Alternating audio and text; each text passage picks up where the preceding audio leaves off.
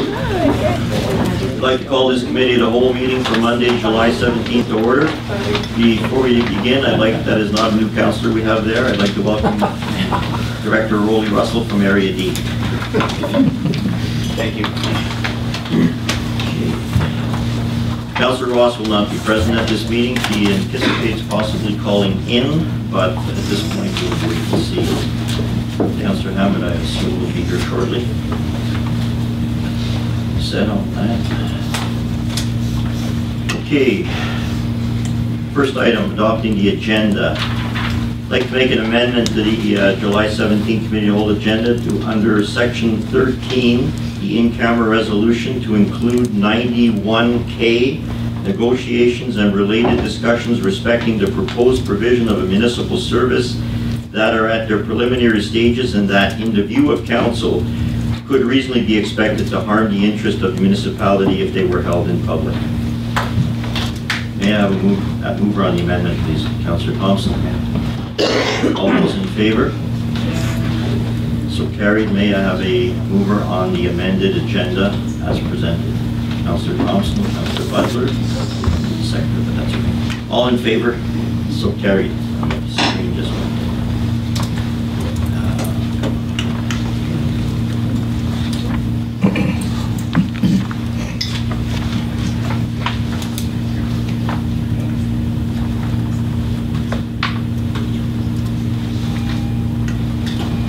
My apologies for delaying the screen.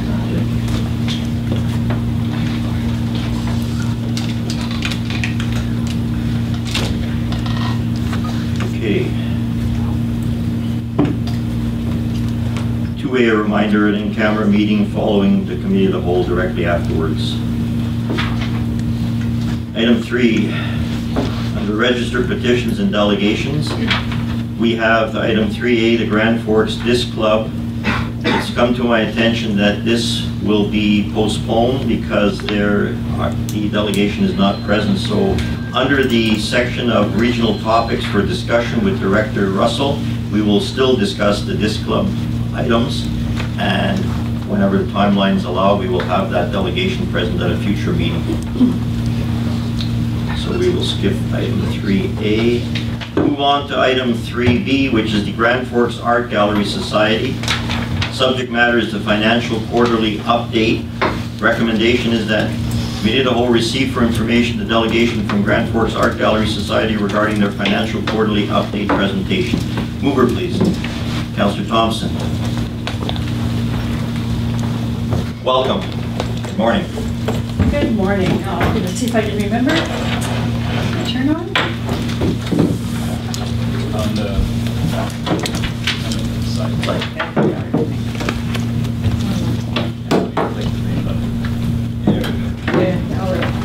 Now we think we're talking. But hello, up to this pit guard. Good morning, Mayor and Council, Dr. Russell, and Gallery as well.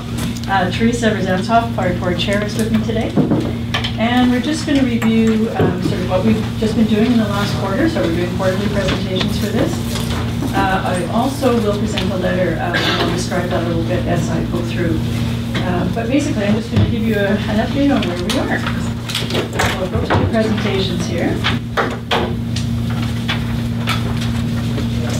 So we had a couple of really good exhibitions already for the start of our year. Just to remind, our year starts on April 1st. We just finished up the Contemporary Syrian Art exhibition, which was amazing. We had people traveling from other galleries to come and see this exhibition because it was very limited in Canada where it was going to be shown. We had the art historian who just finished her locum in Washington, D.C. With the Gallery of Alberta, came and studied with us for 2 days, just ad hoc. She just came. She was blown away by our art gallery to begin with, so amazed at how beautiful it was and how lucky we are to have it in Grand Forks. And then came back and studied and literally wrote copious notes for a whole day. She was amazing. It was nice to hear from another art professional how well respected our gallery is outside of Grand Forks. That was really cool for me and our whole staff. Anyway, that was, for any of you that got to see it, I'm sure you understood the huge emotion with that particular show.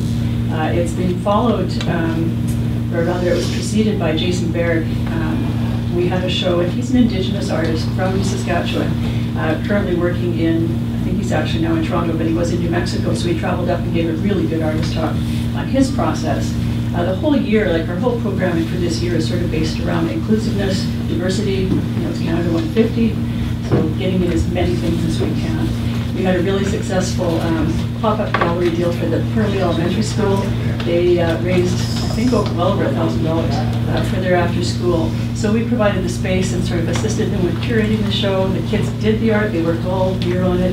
They hung a show, then they had an auction. They could see the whole process. So it was really, really good. The Boundary Showcase of the Arts we host every year, of course, and that's the one that is the Boundary Arts Council, District Arts Council runs this. We provide the venue and assist them with hanging.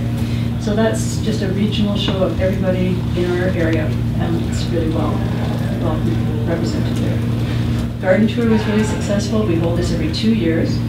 We had 180 ticket holders, toured all the gardens. Unfortunately, I didn't get to go this year, but it was really, once again, really worth doing for us. The school field trips.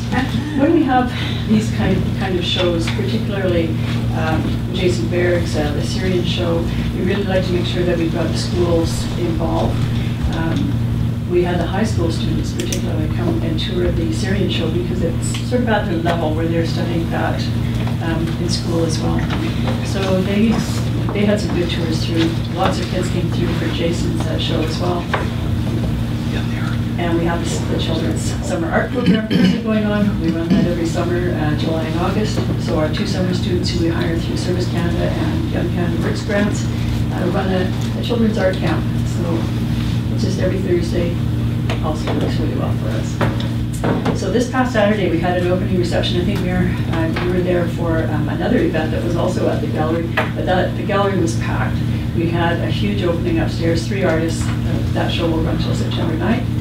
And then Mayor and City Council representatives were in the lower level for, I think it was a rededication, wasn't it, for a quilt.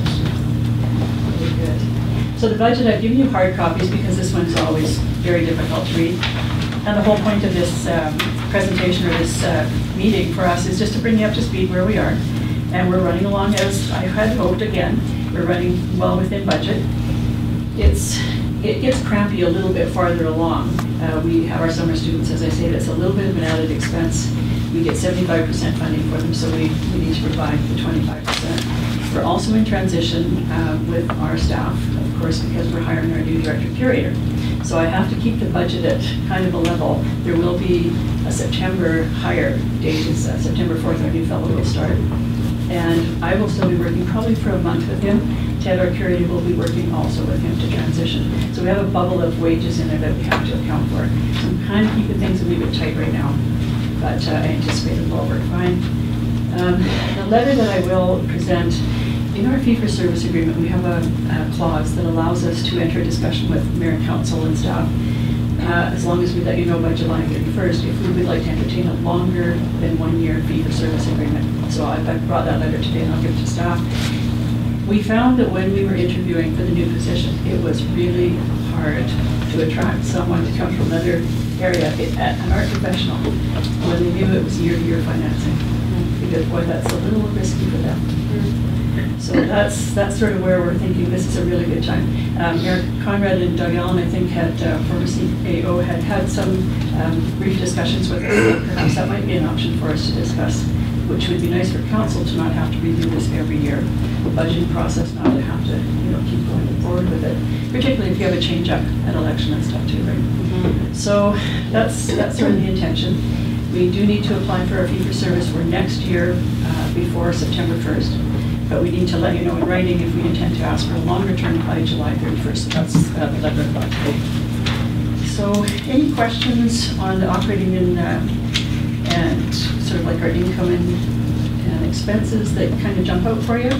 I've added that column on the very end just for ease of having a look to see where are we at percentage of budget, so that we can see roughly are we where we want to be. And there's really nothing, as I say, other than the bubbles and wages that happen that's out of realm. We will have an adjustment in one of the, looks to me like quickly when I looked at it, looked like the bookkeeper had perhaps put in one of the summer students in the wrong category for the expenses, but other than that, the bottom line is the same.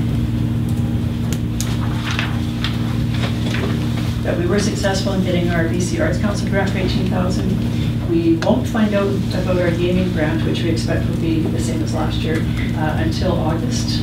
We find out at really odd times of the year when we get approved for things, so it's very difficult to set a budget, but all things being equal, we expect that we won't have a change, that we should be able to follow this budget very well.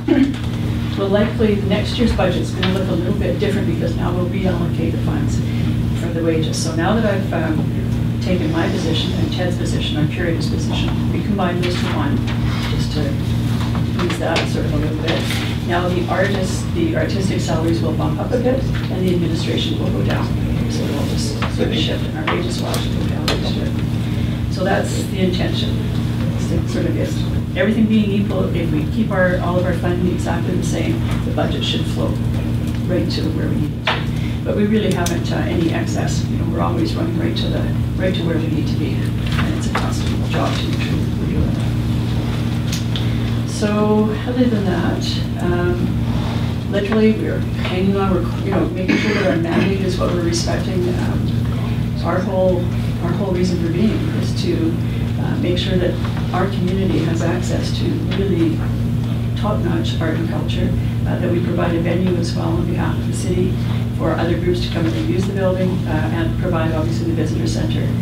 We have enormous volume coming through that visitor center. There's more and more people coming through using the visitor center also as a almost like a relocation information center. You know, so many people are moving in, and so many young families, which is really awesome, that the girls are really providing some good information for those people as a first point of contact, where to go and look, who to get in touch with, that kind of stuff. So that's providing a really nice service. I believe Councillor Crogg had a question. I'm sorry, Nick. Yeah, you answered one, which was the timing of the gaming grants. And the other one, just so that I'm on the same page, is the cash short brackets over. That's just in the tills and the gift shop and stuff like that, if it's over under. Yeah, that's right, Neil. It's actually, Okay. it's specifically the gift shop. Okay, Yeah. that's what I thought. Just check. Also, just to remind too, when you're looking at this on the expense side, I always prorate all of the grants that come in lump sum. So for instance, the city comes twice a year. BC Arts Council comes in one lump. Gaming comes in one lump. Service Canada comes a couple of times. So I prorate it out so that each month is expressed as what that month's income would be, so that you get a truer picture. It's really difficult to look at an expense income sheet and see, oh my God, $71,000 that month, what a great month, and nothing for 5 months after that. So that's just for a really good snapshot. Councillor Hammond. Thanks, Jerry, for a great presentation. I think this community is so fortunate to have a facility such as our gallery. It just is a real, it just really boosts the community to a level that, we're on par with a lot of bigger communities with our gallery. Under your earned revenue, just wondering, I see expenses for your fundraising expenses. Yep. I don't see a revenue for your taps and tapas and your wine tasting. Am I missing that?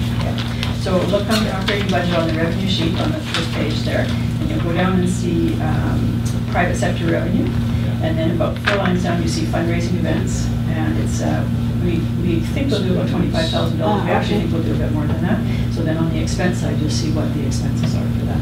Okay. The core that we try and follow is 20%, sort of like the rule of thumb. We would like to not spend any more than 20% of what we feel will be our generated revenue. So that's kind of the line we follow. Right. Yeah. Thank you. Anybody else? Councillor Thompson. Just a comment that I was also at the rededication of the quilt on Saturday, and I went upstairs to see the current display, and it is unbelievable. Well worth the time to go in and see that. That's Just gorgeous. Councillor Butler.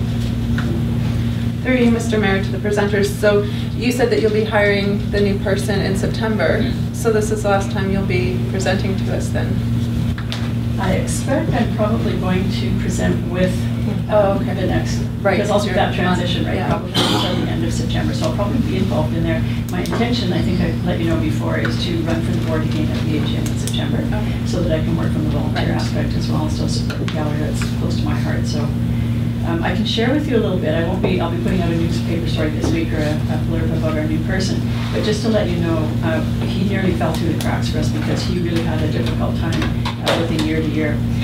This is a professional who's mid-career. He's coming to us from 10 years in Fort Calgary. He's the operations and gallery manager there. Fine arts graduate himself, an artist as well. His wife is a community garden expert. She's a community garden coordinator for Calgary. So there's a lot coming into the community with this couple. Yeah. Mid-career meeting, they have some timelines on this. Really, really fortunate to get them, but as I say, his waffle was, boy, this is a bit of a risk for me. He said if he was a little bit farther along in his career, closer to retirement perhaps, it would have been a no-brainer. They love our gallery, love our community. Born and raised in Selmo, so he's a Kootenai boy, understands small towns, the Kootenai way of life. Wife is born and raised in Salt Spring Island, so same thing. So I think a real asset for our community and a real nice go forward for the gallery as well. So some comfort, I think, for the city that there's going to be a really nice transition over there as well and continued professional programming, which is really nice. Thank you. Do we have any other questions? None? Thank you very much for the presentation. Thank you very much. So all those in favor?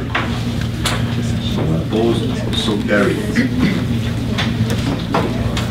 Okay, moving on to section or item 4, which is regional topics for discussion with our Area D representative, Director Russell.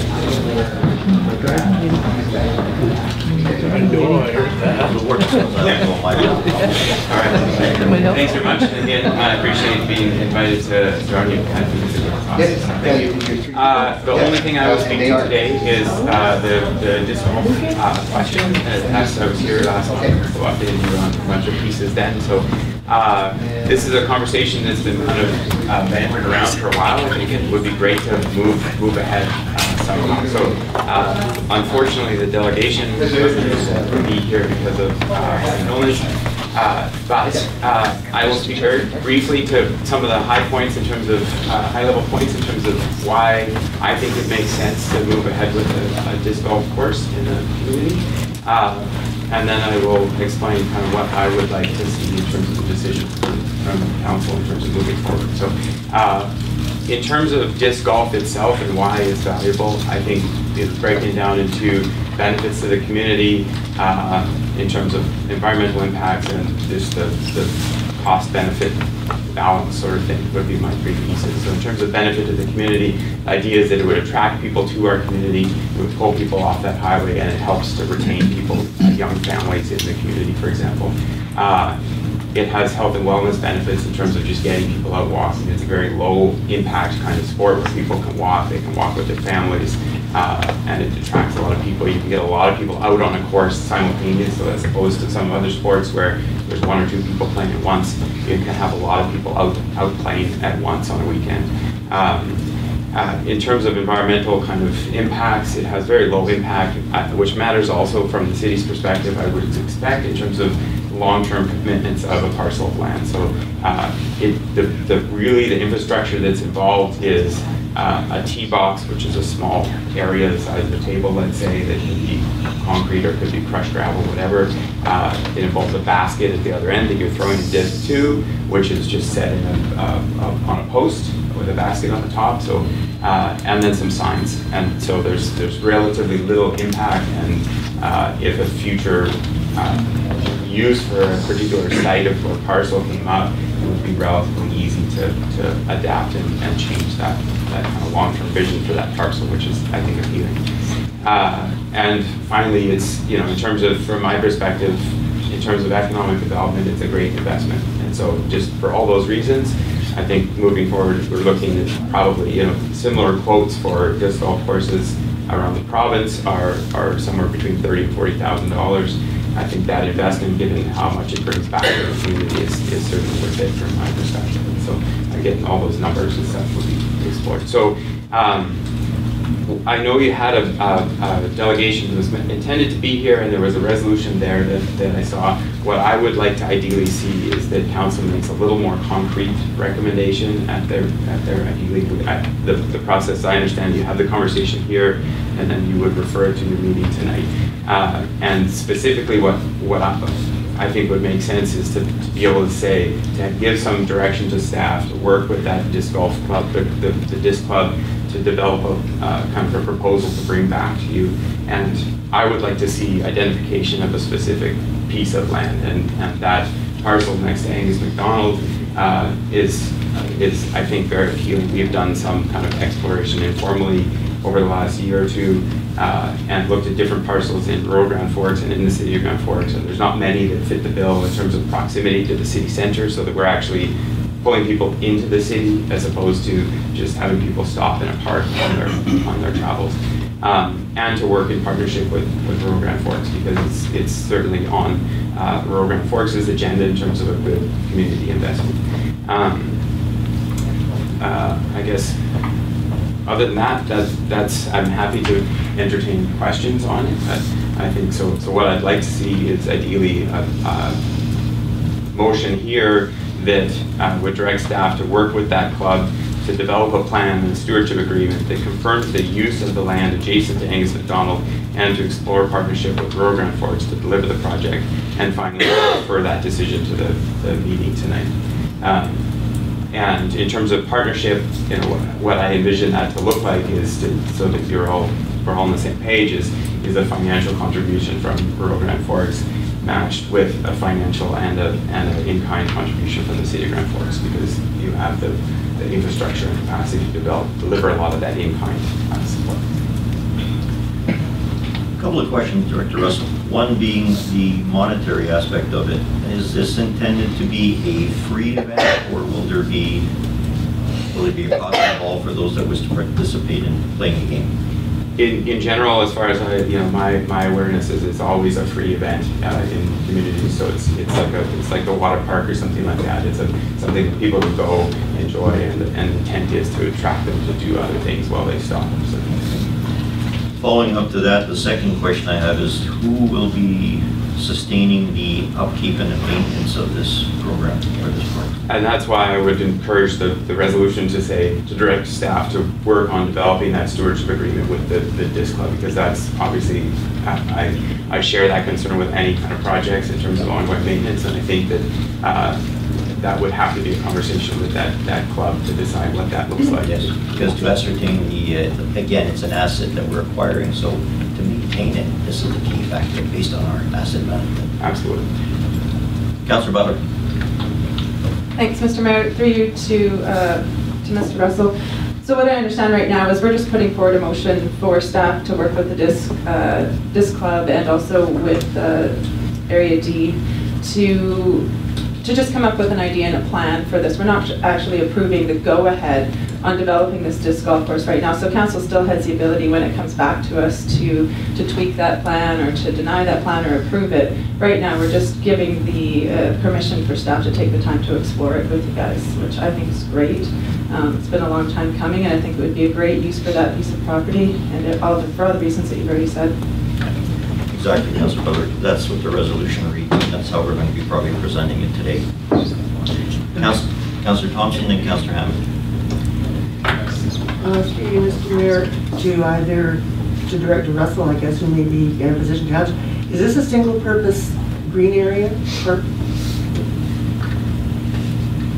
In terms of the potential utility for other activities in the same park, no, but it does limit to some, so it would still be able to be utilized as a walking park and so on, right? But there's some restriction in terms of you've got people out there throwing frisbees around, and so that does limit it to some degree. But I think that would be something that would be, I think, better explored through that plan and a bit more detail. And I don't think that had quick to answer that. So reality-wise, we still have to tweak it and fine-tune it, because there will be obviously liability issues possible. There's all kinds of factors. This is why that resolution reads quite clearly. That's good. Councillor Hammond. Yeah, I just want to get clear on the actual location. Is it the land immediately adjoining Angus MacDonald Park where the Rotary has their fireworks over here? The big bonfire? Or is it the land behind that? It's area C, which is the land behind Extra Foods, right?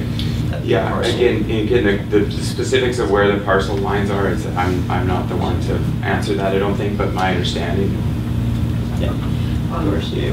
Your worship, likely part of the resolution would be for council to do, or council, for staff to do some research and bring back to council, and further that maybe if Director Russell could forward his resolution he put together that we could bring tonight, that we could take a look at. I think that once staff takes a look at parcel Z and looks for the suitability, I think that should be part of it, just to make sure that we're not inhibiting some other Right, it can functions encompass the down whole- there and yeah. everything, and possibly too that we could put an end date of sometime in the fall for the research on this, so it'd be something that would be put into place through the budgeting process for the next year's financial plans.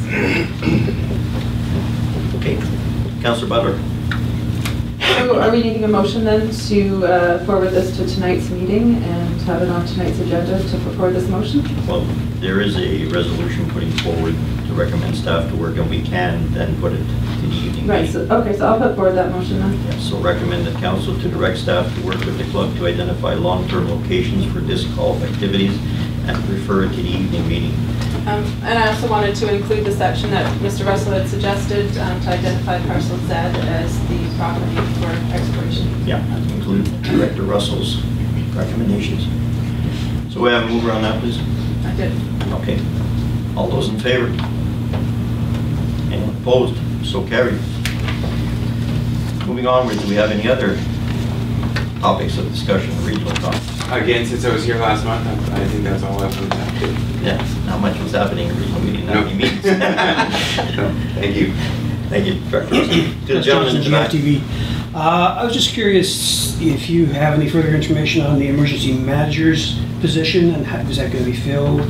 Is that the very first day that the provincial state of emergency was declared? I tried updating my website, and rdkb.com is the place I was pointing people at because the last time this happened, that was the major source of information.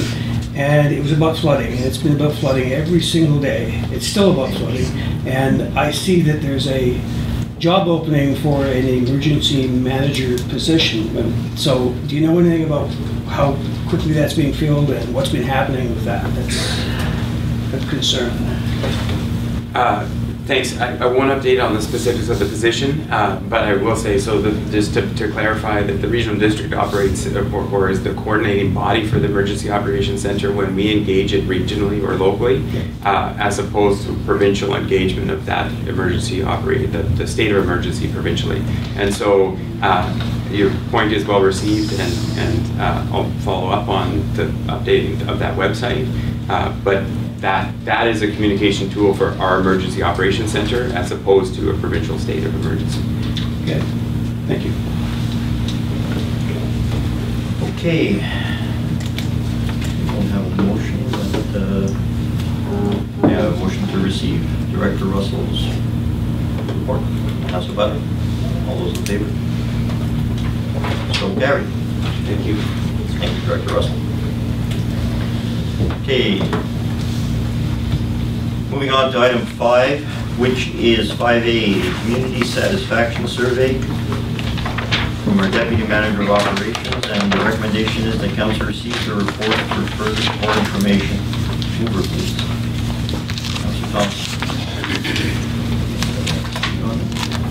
All those, is there any presentation? Our Deputy Manager like to elaborate? Is there? Yeah, there he is. Go ahead, sir. Go ahead, Mr. Gates. Thank you, Mr. Mayor. This is the third of 4 sections from the Community Satisfaction Survey. I think one of the major highlights was the parks, that people are generally satisfied with them.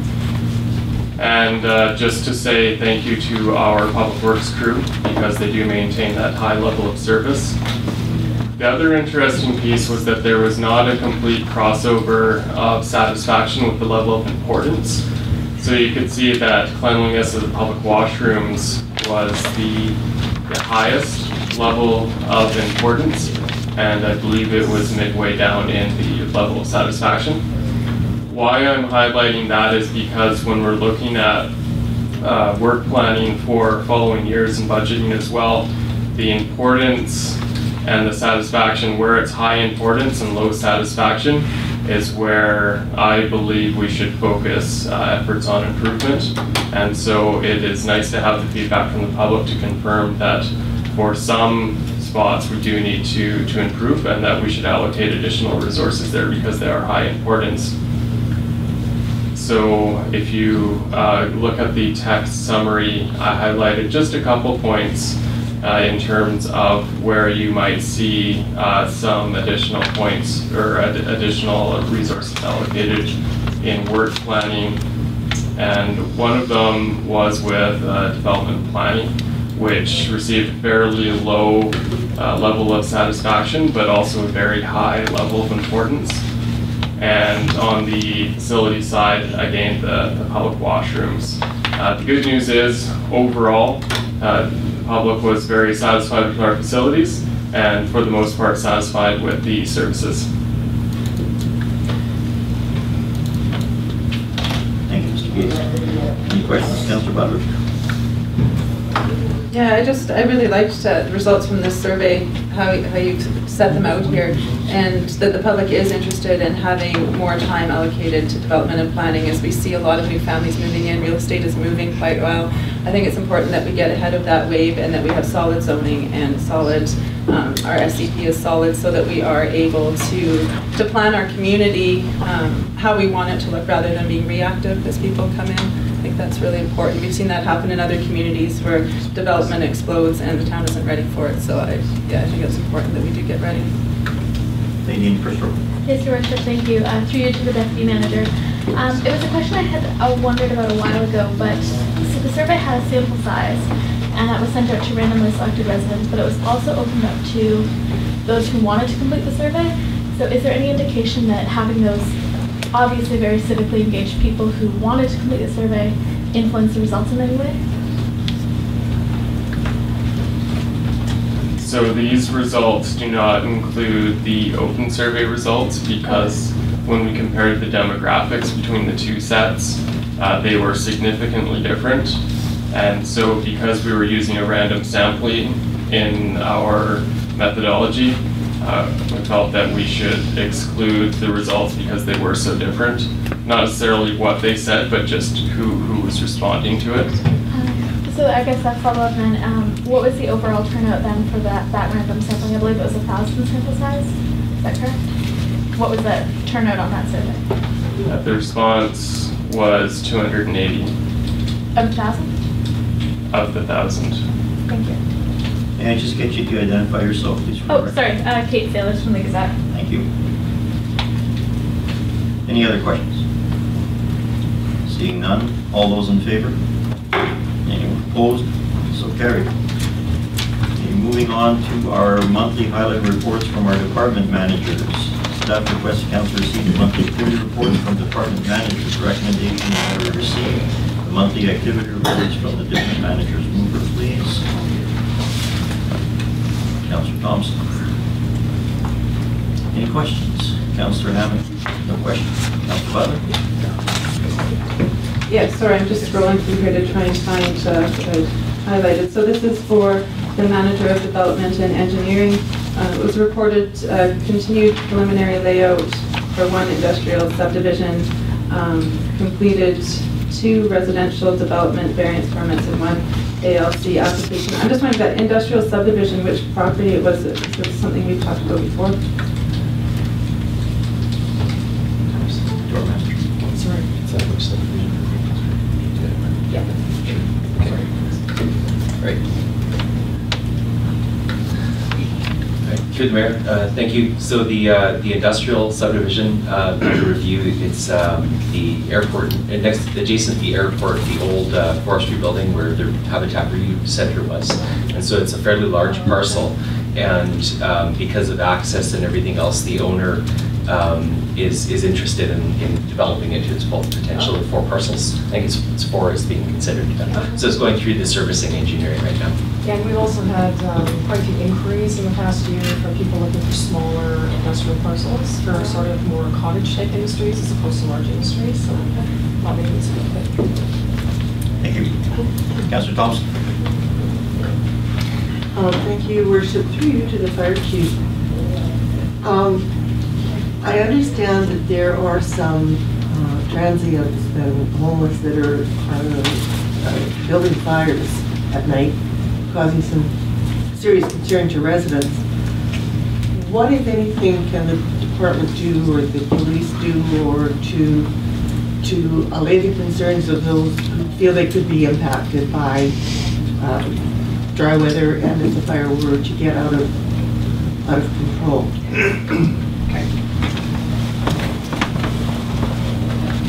Good morning. Yes, we've had quite a few fire calls. As a matter of fact, we had one at 1:30 this morning with a resident above the BC sign over by motocross. Inside city limits, we have the authority to put the fire out. We do have the authority to fine them. It doesn't really do any good because they don't have any money and they're not willing to put them in jail. So we continually go out at all hours of the day or night and put those fires out. Outside the city limits, it becomes provincial. So whatever the provincial regulation is, right now there's a fire ban, full fire ban on, so no fires are allowed. When there isn't a full fire ban on, they are allowed to have campfires. And any crownman. One of the issues we have constantly is when they have fires down along the river, when they have their camps on the river, and whether that is inside the city municipality or Crown, right? With regards to regulation on that, my preference would be to be putting the fires out because everyone sees what's going on in the province right now, and it hasn't changed for the last 3 or 4 years, and it's not going to change. But we are bound by local and provincial regulation. Is it also true, it's come to my attention, the best resolve for anyone to do is call 911? Yes. First and foremost, because then there's a governing body for that. Yeah, by all means, if you see a fire or smoke or whatever, call 911. That's the best way to get to us. Don't call the fire hall number.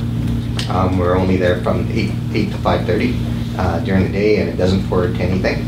So it just leaves, you just leave a message. So call 911, and that gets us right away and gets us going. Okay. Councillor Thompson. Thank you for the information, a lot of stuff, it's excellent. If you speak to the people that are lighting the fires and engaging them in discussion, do they understand the implications and the potential harm that can be done? I think they understand. It's whether they care. And, like in the case of last night, it got down to, I think, 9 degrees overnight. And, the person that lit the fire has been told they knew because the RCP were there with our fire officer. And so they had been told, but whether they seem to care enough or not. They've all been told, the RCP have told us that, in all the camps and all the homeless people, they've gone around to all of them, they've told them all the regulation, where everything is right now. But we're still getting fires. So repeat offenders? Oh, constantly, yeah. Okay. Thank you. Okay, gentleman in the back. To you, Mr. Mayor, to the fire chief. I understand you said that they can't arrest them. You can't speak for the RCMP, but can you give me some idea of why that is? Well, I shouldn't say they can't arrest them. They could arrest them. They could charge them. It seems more likely the trend in the legal system is to kind of not tie the legal system with them, and so it's not. Most times, it's not even getting to court. Yeah, I understand the problems that the RCMP have with the homeless and possible mental health issues, but in a situation like this, if you see the conversations on Facebook, there's the potential that these people could be hurt by vigilante action by people in the city, and that opens up a completely different dimension to this.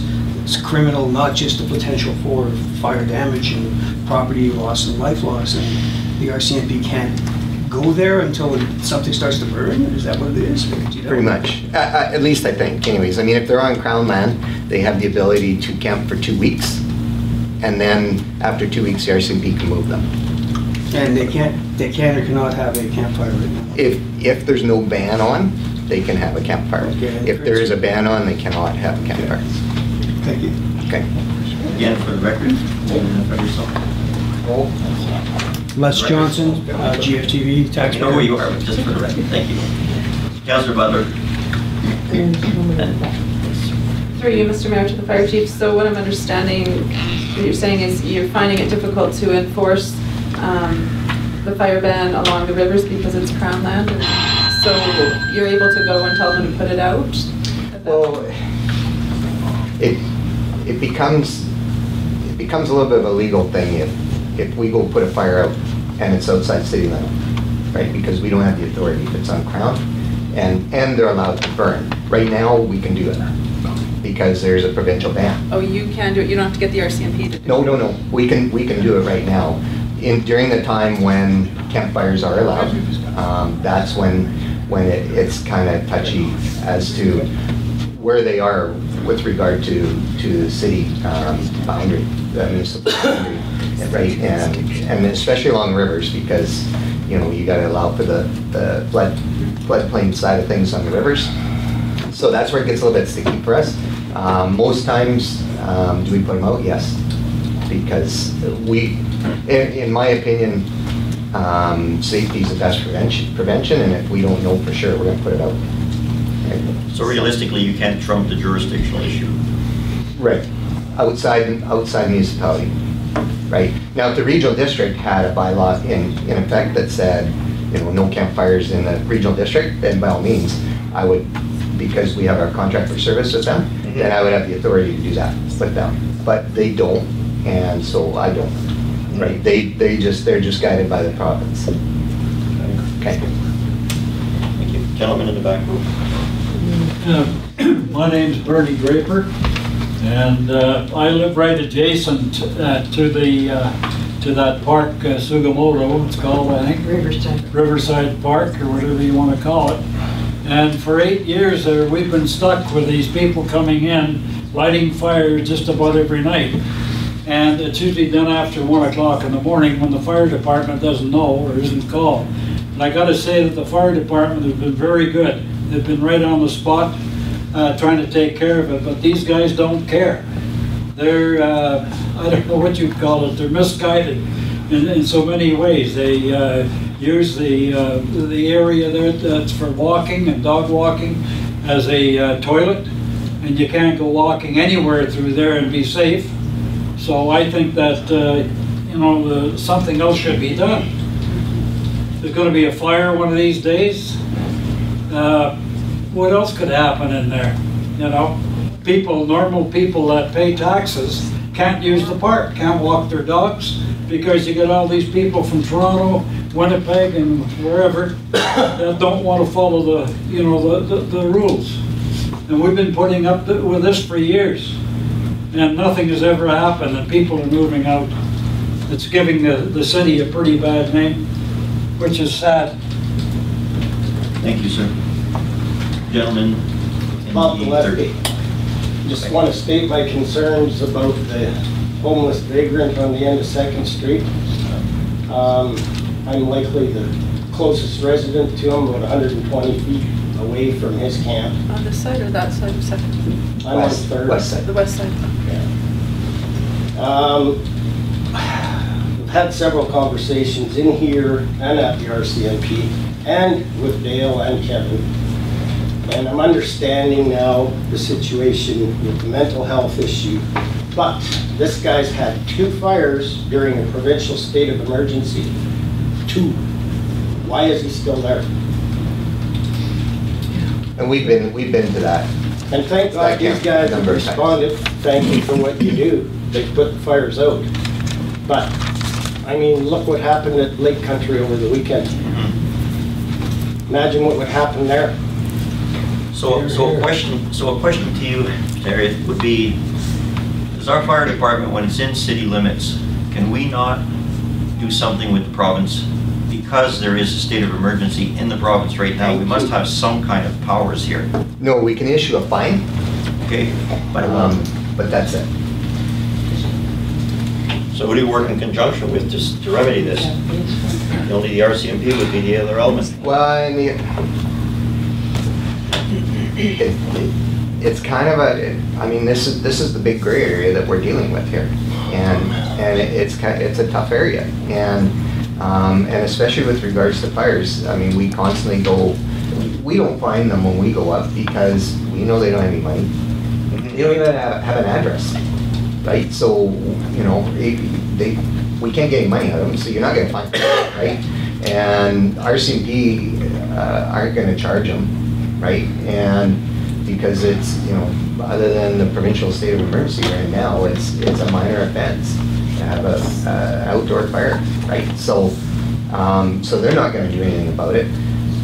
You know, could the Forest Service? Sure, but the Forest Service is just going to write a ticket, and they're going to fine them, and they're going to try and take them to court, or they're going to take someone to court. Doubt it, right? So that's the gray area we're in, and this is ongoing. The one resident that Bob's talking about, we've been there a number of times, and we've put fire out a number of times there, but the resident still keeps having them. And I mean, you know, unless you're standing there with a fire truck 24 hours a day, put water on, you know, on every match he lights, then,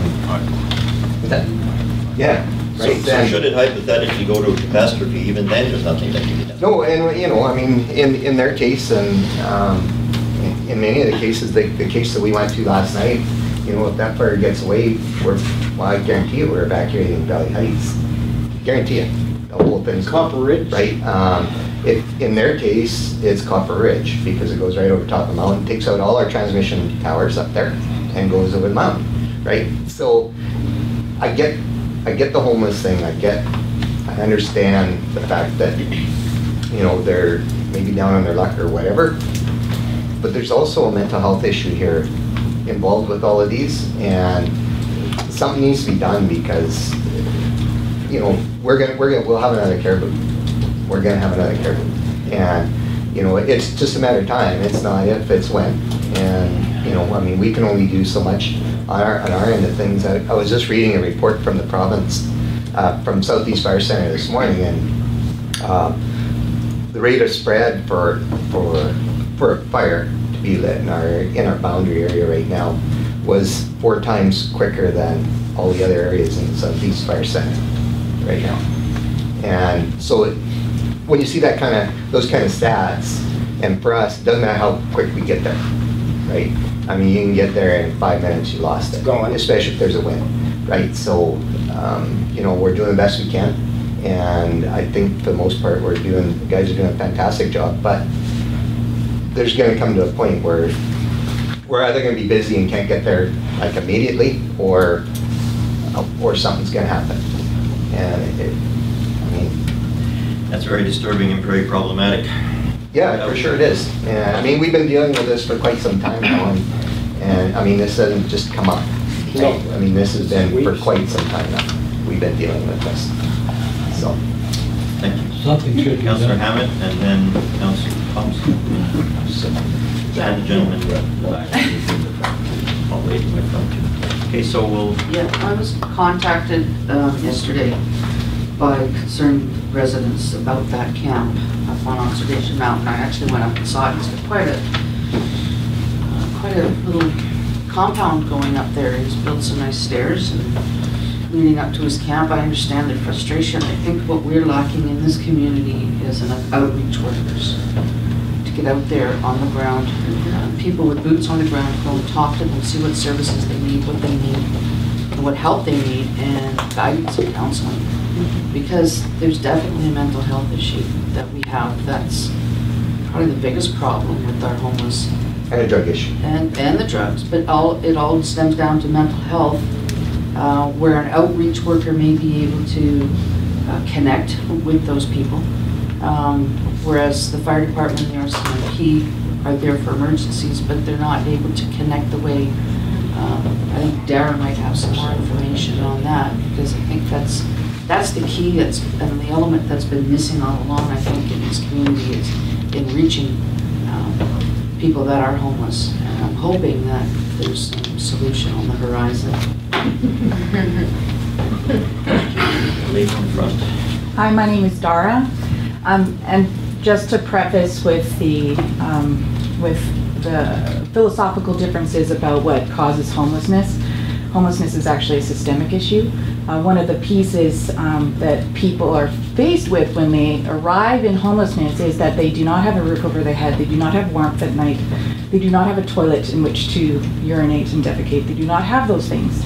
So they use the environment around them to the best of their ability, using the survival skills that they've got based on what the community can, will, or won't do.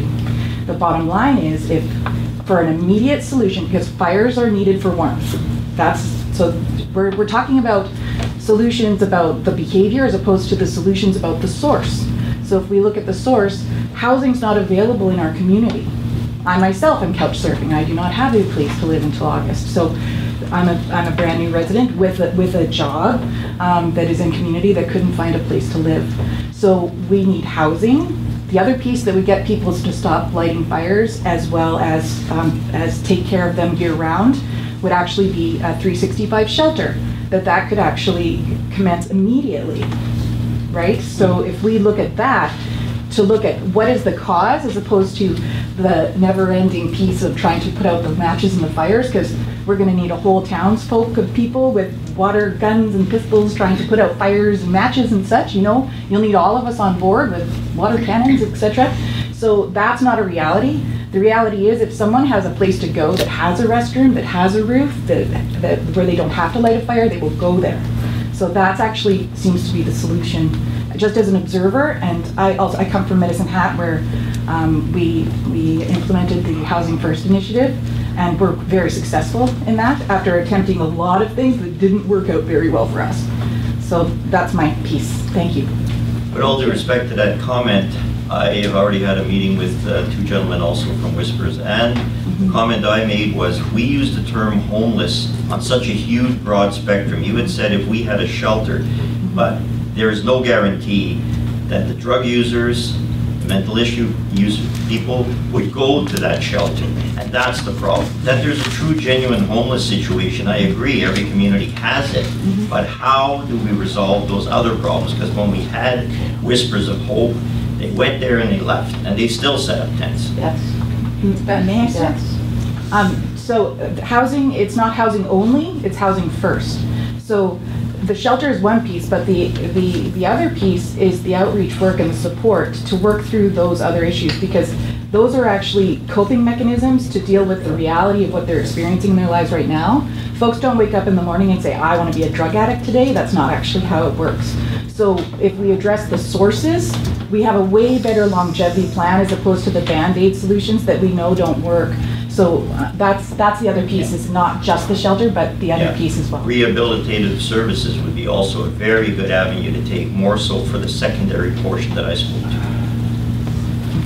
I believe the gentleman on your left. Okay.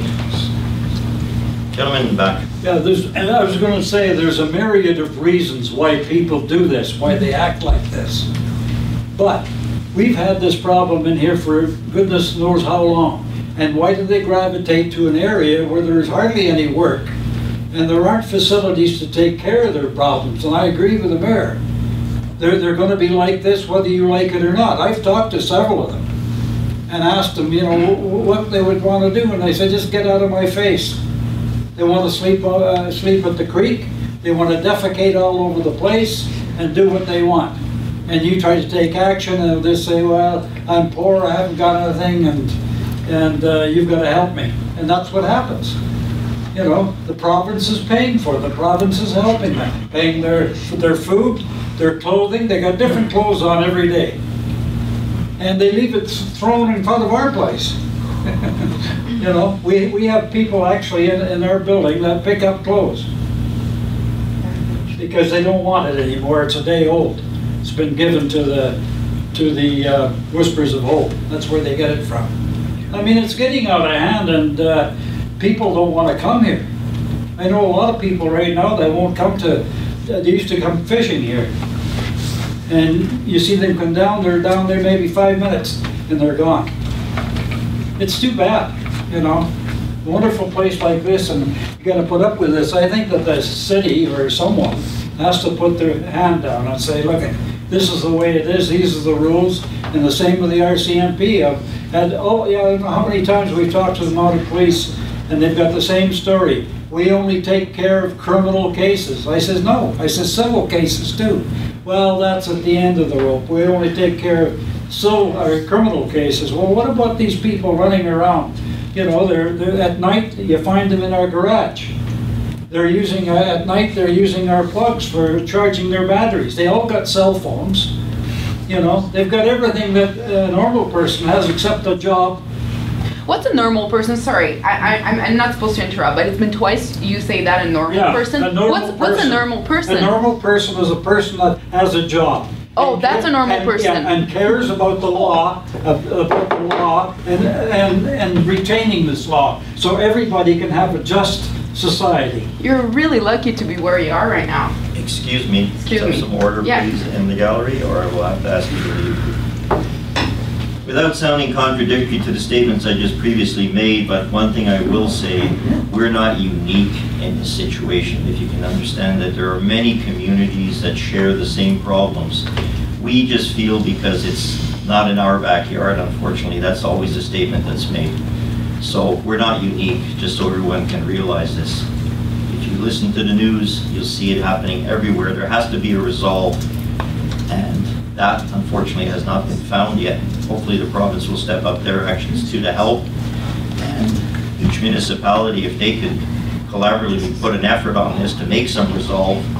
How? I don't have the answer to that, nor does anybody else obviously yet. Councillor Thompson and Councillor Butler, or vice versa, whichever you choose.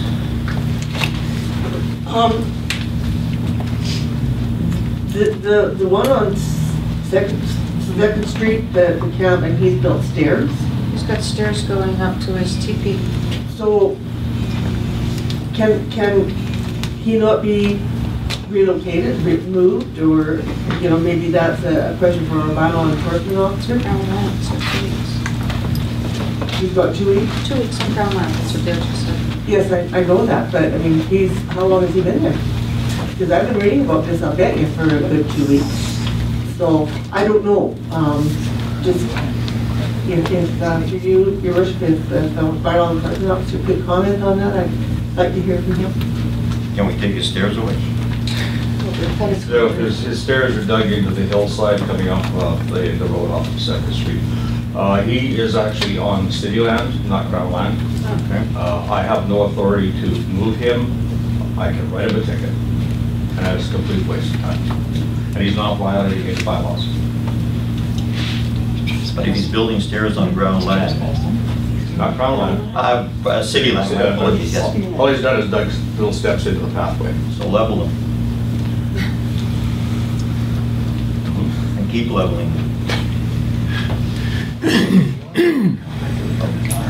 Councillor Hammond. You got Councillor Butler, sorry. Thanks, Mr. Mayor. I was really excited when Dara came to town and I heard about the work that has been done in Medicine Hat, and I'm just wondering, has the city staff at all spent time to sit down with Dara and to work out something that we can do to mimic what was done in Medicine Hat? I mean, if it's worked there, are we moving forward with a similar thing? Your worship, that would be something that would be a decision of council at the end of the day as to the steps that they would wish to take. As far as that, I know that staff has been working with Dara on different projects, but not particularly to the homeless situation. Councillor Hammond. Yeah, with regards to the fellow that's up on 2nd, I mean, you can take the steps away, you can level it out as many times as you want, you can move, at least he's going to move to another location and become the same problem until you get to the core of it and figure out why is he here in the first place. And I think that there should be partnerships amongst many different organizations in this community to look at this problem. from the Boundary Women's Coalition to transitional housing to interior health needs to be involved. The city and the RCMP need to be involved. We need interior health to step up to the plate. We need more mental health experts in the community, and we need the outreach workers, and we need the funding from the province. And this shouldn't be downloaded to the municipalities, but if we work as a partnership, and I think the sooner this gets started, the better. And I'm just surprised that it's taken this long, because I've met Dara the first week she came into town and had a conversation with you for about a couple of hours, and I was bouncing when I finished talking to her, because the pieces of the puzzle that didn't fit before, because we've heard a lot of suggestions come through, this kind of just put it all together, and it made sense. But it's a team effort, and it's going to take collaboration on a lot of different groups' parts. And I just think the sooner this gets off the ground and gets going, the sooner we'll be able to deal with this problem. And not just move it from neighborhood to neighborhood, but deal with it on a permanent level. Here, here. That's exactly the comment I've been making with other groups that I've met too. It's got to be a collaborative effort for each group or committee, whatever, that does things. If they don't work collaboratively, we're not going to get anywhere, because it's going to be unique and isolated situations of them having this solution, another group having this. It has to be collaboratively put together to find something. Exactly. As I mentioned the other day with the discussion, maybe the city would be at best interest to form a task force on this. And you know, that was my suggestion. Let's form a task force with different groups. I think that's and a great let's idea. headman this situation on, take it on, and let's deal with it. Can I put forward that motion, then, Mr. Mayor, to take that to tonight's meeting?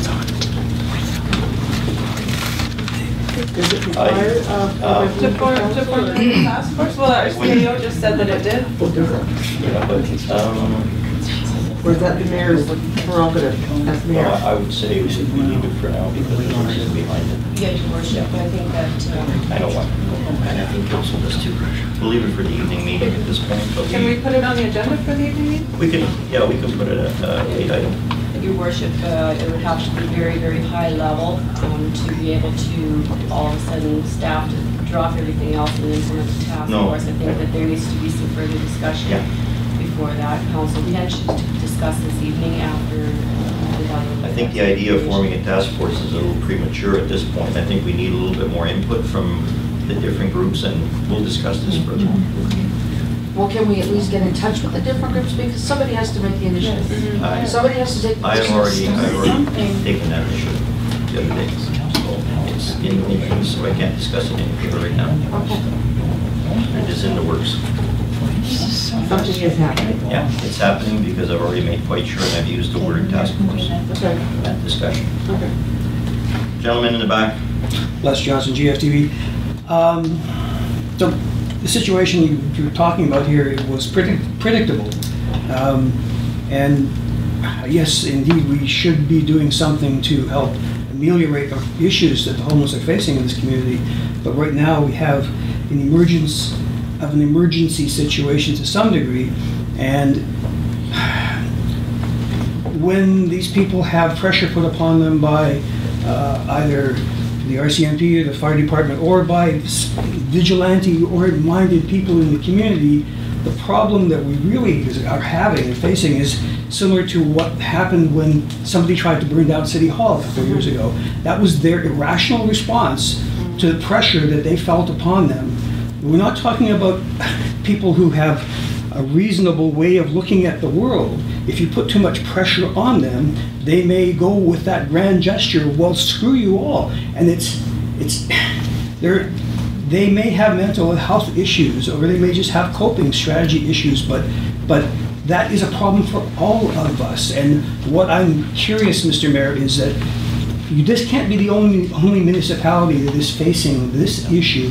Is there not some mechanism at the provincial level to support you? Can you declare some sort of mental health emergency? Because that's what this is. It's going to result in a fire emergency where you can get the resources. And if you're going to do something, I think the primary people you should be bringing into this situation to help you decide what to do and figure it out and the plan is from the mental health department here. Because politicians and cops and firemen may be dealing with the after effects and the legal issues and everything else, but if you want to approach these people in a way that will actually get through to them and not put them on the defensive or the offensive and cause an irrational response, you really should have mental health professionals assisting you in this. Isn't there something you can ask for the province for extra support? Yeah, to respond to that briefly, confrontation, I agree, is not the answer. Absolutely not. But this is where I say collaboratively, it does not necessarily mean only people from IH, the RCMP, our local municipality. We have to go further than that even. We have to go, which is my intention also, to approach other municipalities to see where they're at, what their solutions are. When we have to get a broader spectrum here to find out how we can try, and I'll use try to resolve this problem for our community, and in context help the other municipalities too. If we do a joint effort on this, possibly then we can have a segue and a little bit more leverage with the province if more municipalities get involved rather than doing them on their own, each municipality. Other than the regular mechanisms of the UBCM, AKBLG, et cetera, do you have any way of connecting with other municipalities and strategizing like tomorrow and not wait for the wheels of bureaucracy to turn by the end of the summer? Will be too late. I'm just curious. No, we can't wait for UBCM and items like that. We have to move faster than that on this because it's moving faster than we are. The homeless issue is like a wildfire in itself. It's just escalating everywhere at warp speed. So something has to be done, exactly. And we just can't keep sitting on our hands and not doing anything. To the lady in the back. I'm Leslie Draper. I've had it. You keep on saying we have to do something. I have been coming to meetings for more than 5 years for the same reason. We've had it. We've been taxpayers all our life. Now we're in our last years of our life, and we've got to put up with people across the street, directly across the street. We're afraid to go out at night. I won't even walk across the street to the dumpster in the evening. It's not safe.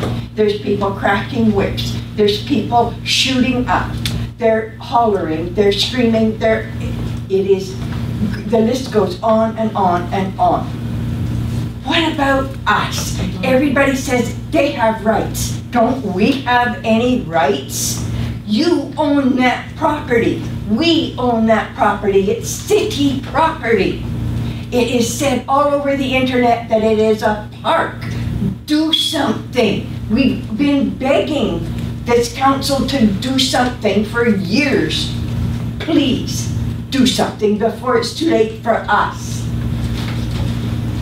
Thank you. But with all due respect, we haven't been in office for 5 years, so we're doing our best that we can now to make an attempt.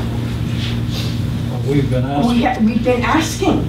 We've been asking you for over a year.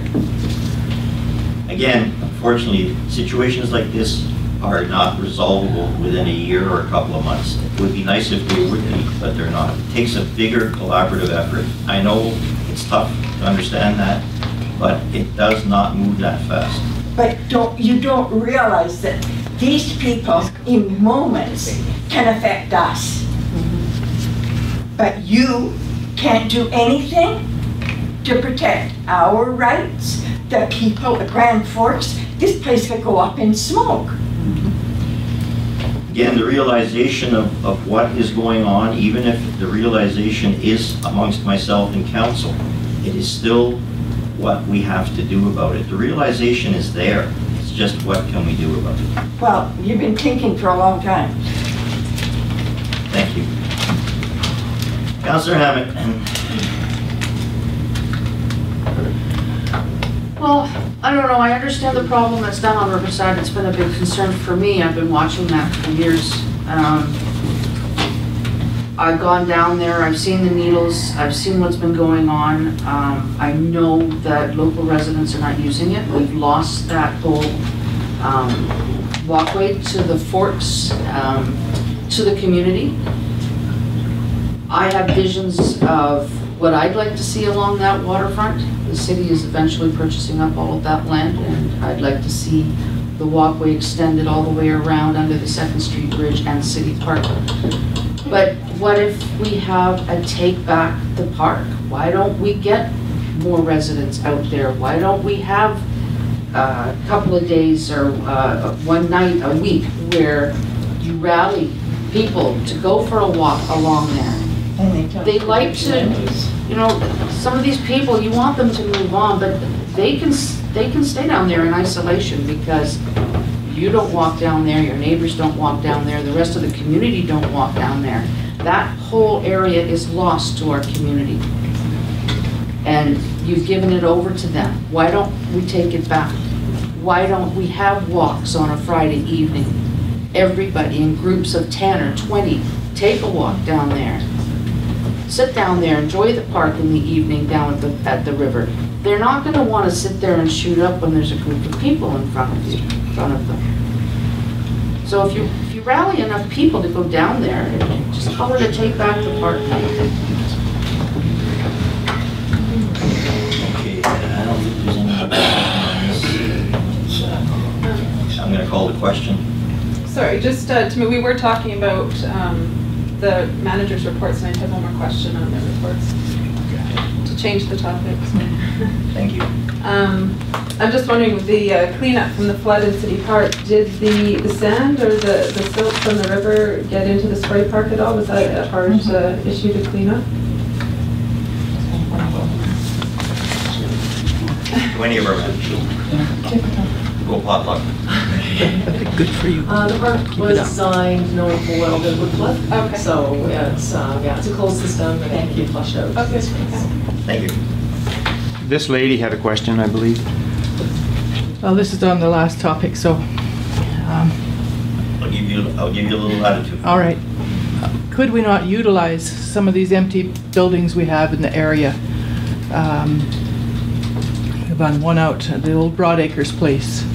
There's some others to house, locate, site these people. I believe that's under our jurisdiction. Yes, but you have a representative. That's right. The places are sitting there empty, unused. They do have facilities. Private property is privately owned. Well, some of these other places are. Director Russell. We're going to have a fire if we don't be careful. We'll take on the challenge. Sure, thank you. Absolutely, I'll speak to I think that the outcome of this conversation is clearly there needs to be a partnership conversation that involves all the stakeholders. And we have to deal with the sources of the issue as opposed to the kind of the outcome of it. And so that is part of the equation, and that's, it's not an issue that is restricted to the city of Grand Forks boundaries. No. And so there's obviously some of those conversations have started already, but we need to have a group that is designated to sit down and try to deal with this. And I don't think, I can't speak individually to any of these pieces. Yeah. And again, commenting to Director Russell, if we're using the word committee, I don't believe in committees. That's why I called it a task force, which has a little bit more, hopefully, warp speed to it. Get it done, then that's the end of the task force, because committees tend to drag on and really nothing gets resolved. Councillor Butler. Please don't be on the same side. Yeah, it is on the same side. We had a great meeting a few months back with a lot of different stakeholders down here at the Senior Center, and I wasn't able to stay for the end of that meeting. But was there no step-by-step process or further communication with the groups after that meeting? Nothing. It was a great discussion, but no action steps came out. That's what we need. We need action steps. It's great to have the discussions, but everybody needs to take home something that they're going to do from those discussions. The way I interpreted that conversation was we're going to look into it again, was the final word, and nothing went any further. To our manager. Always take a look into it. Through the mayor, thank you.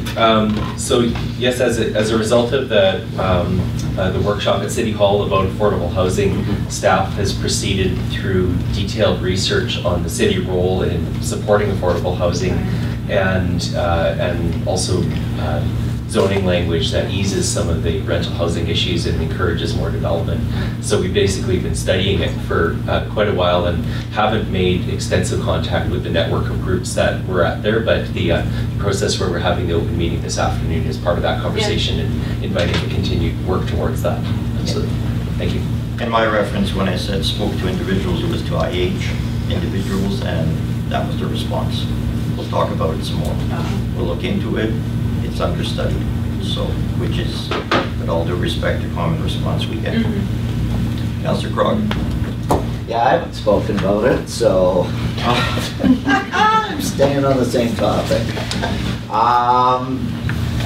Yeah, you know what? Bottom line, it just comes down to money. Like it would be awesome to develop housing, to build housing, to set up treatment centers, counseling, all of that stuff. But just to keep in mind that we're a town with a population of 4,000-ish.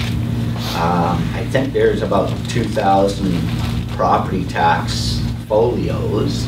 So all of these plans, all of this can't be borne by the property owners of this community. It's just not possible.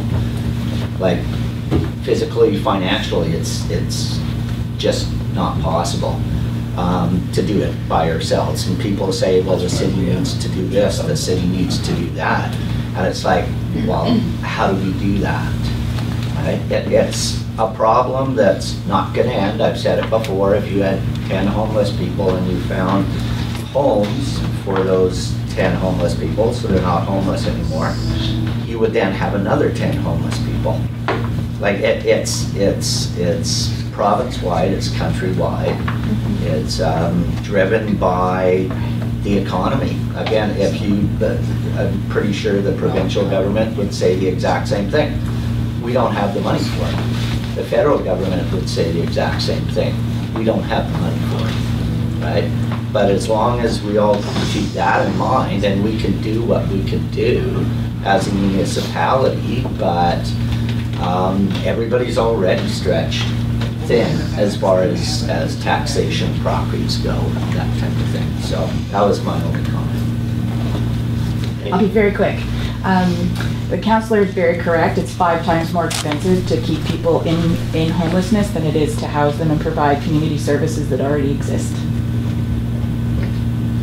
Can I just to respond to that, because any studies I've looked at, everything I've looked at has said it costs more for somebody to be homeless than to have a home.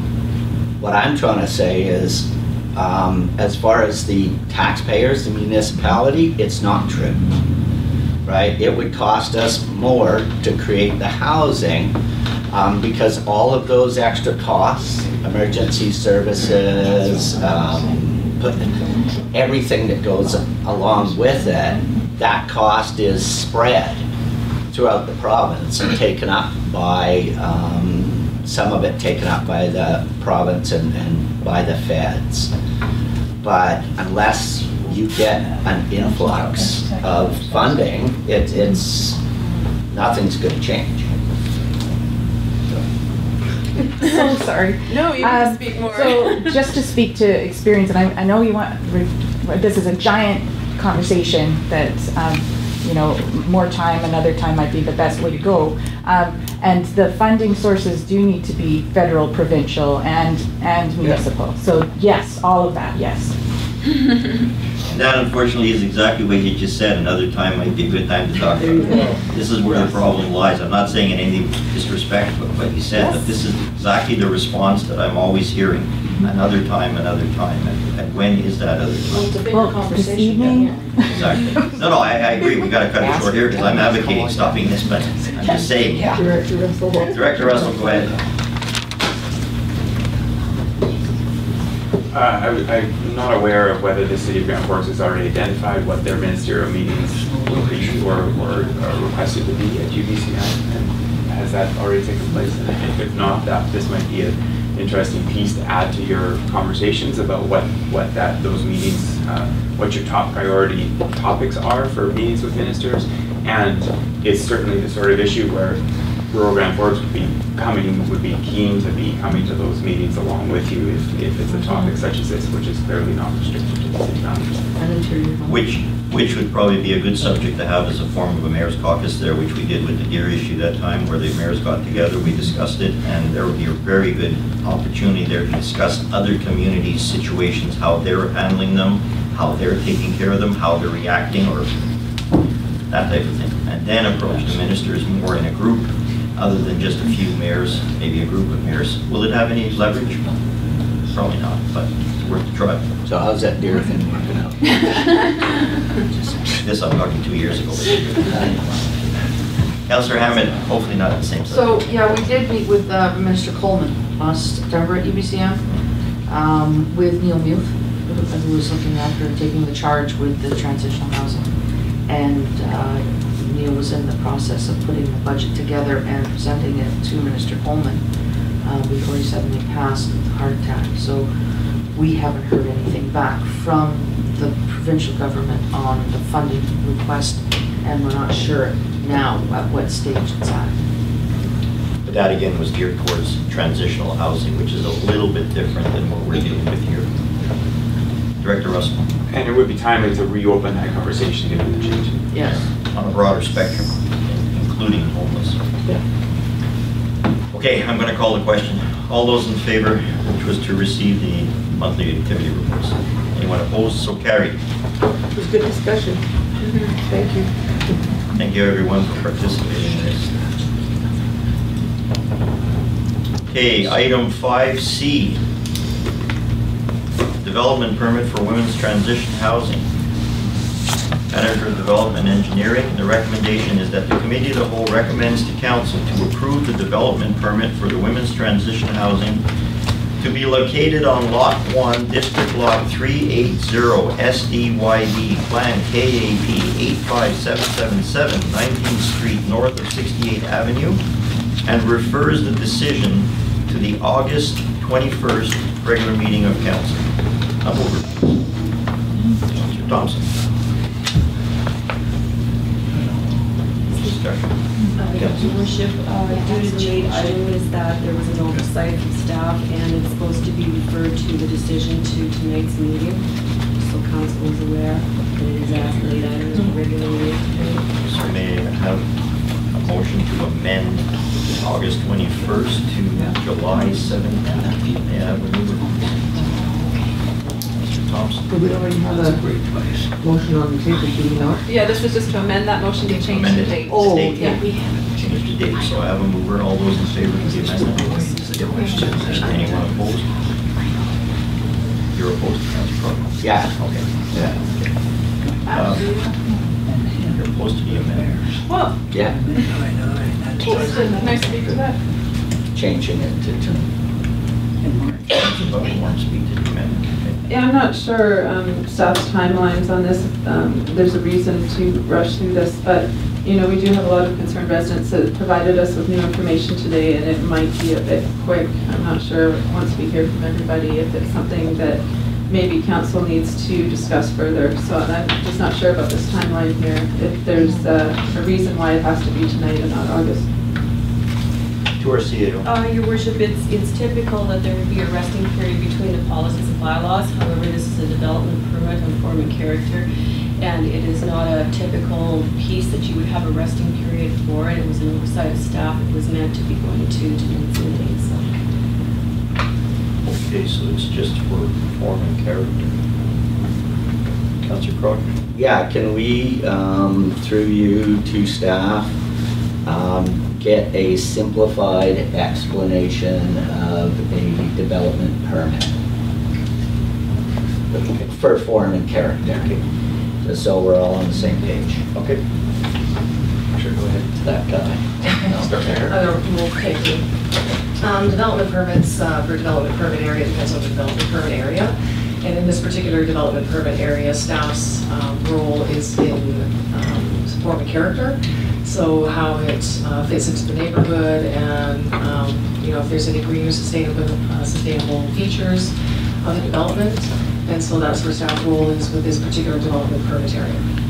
And plan. So when it's a straightforward development permit, we don't normally go for a 2-week or 4-week resting period because it's this isn't a development variance permit, so we're not varying anything. So it's just a straightforward permit. So it was a typo that went in for the August 21st meeting. It was meant to go to this evening's meeting for decision. I can add to it. So the development permits allow council review of particular parameters about, especially in the commercial and multiple family residential areas, where sometimes somebody might propose something that's actually doesn't fit in. You know, maybe a commercial development that's really, really ugly. A big box store, for instance, that has a really straight front and a flat top and it essentially looks like a warehouse. So there's form and character, you know, maybe breaking up the roof line so that you have, you don't have a monolithic shape.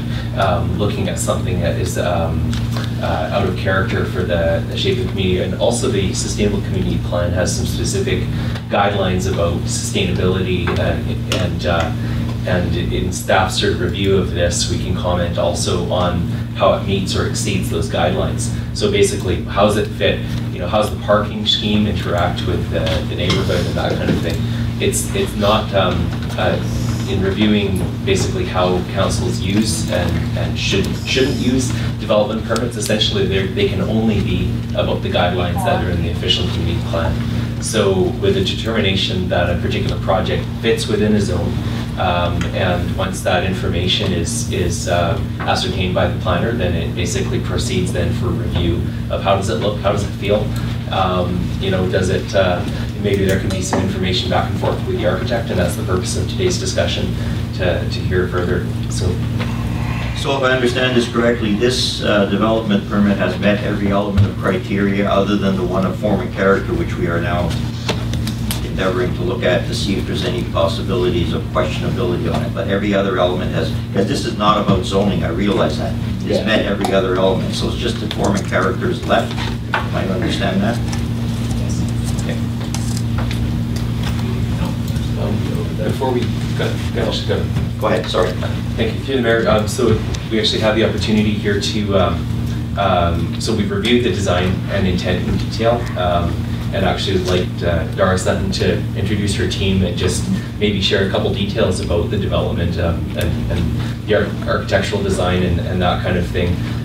So I've got a couple of slides about the layout and that kind of thing. Perhaps we can have the team show that off and then we can have some further questions. Thank you. Hello, my name is Dara.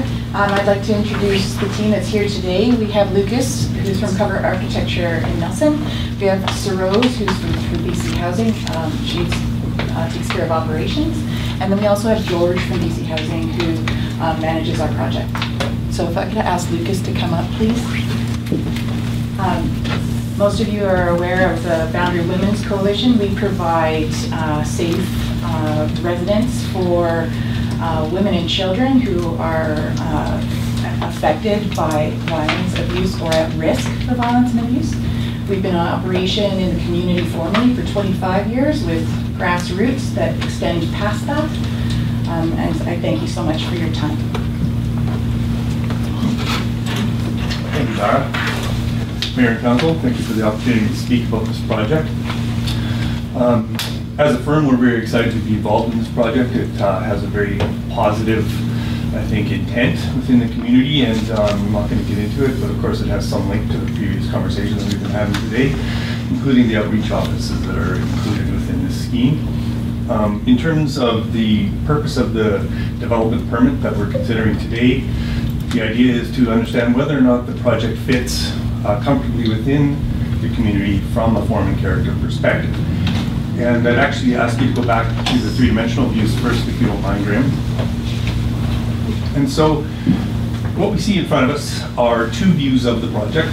The one on the left is the view that you would see from the street, from 19th, sorry. And the other view is what you would potentially see from the inside of the property. It's quite a large property with a bit of a panhandle, so in fact, very few properties would have a view into the back of this facility. although the neighborhood immediately parallel to this, to the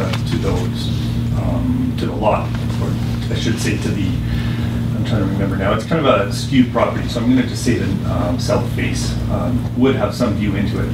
However, so from the street side, what we see is something that fits fairly comfortably within a residential scheme. We've got a varied roof line. We have a fairly prominent entry point for the outreach offices.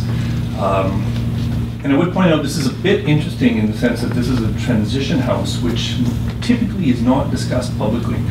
In fact, to the point where the address is typically not known to the public, and it's to protect the residents because they are people there seeking refuge. And so in keeping with that, the actual entrance to the transition house itself is actually kind of around the corner in this view and less prominent on the street. So the public kind of outreach portion is more public, the transition house is less public. But in general, the form and character fits very closely to a residential scheme. On the lot side, we start to see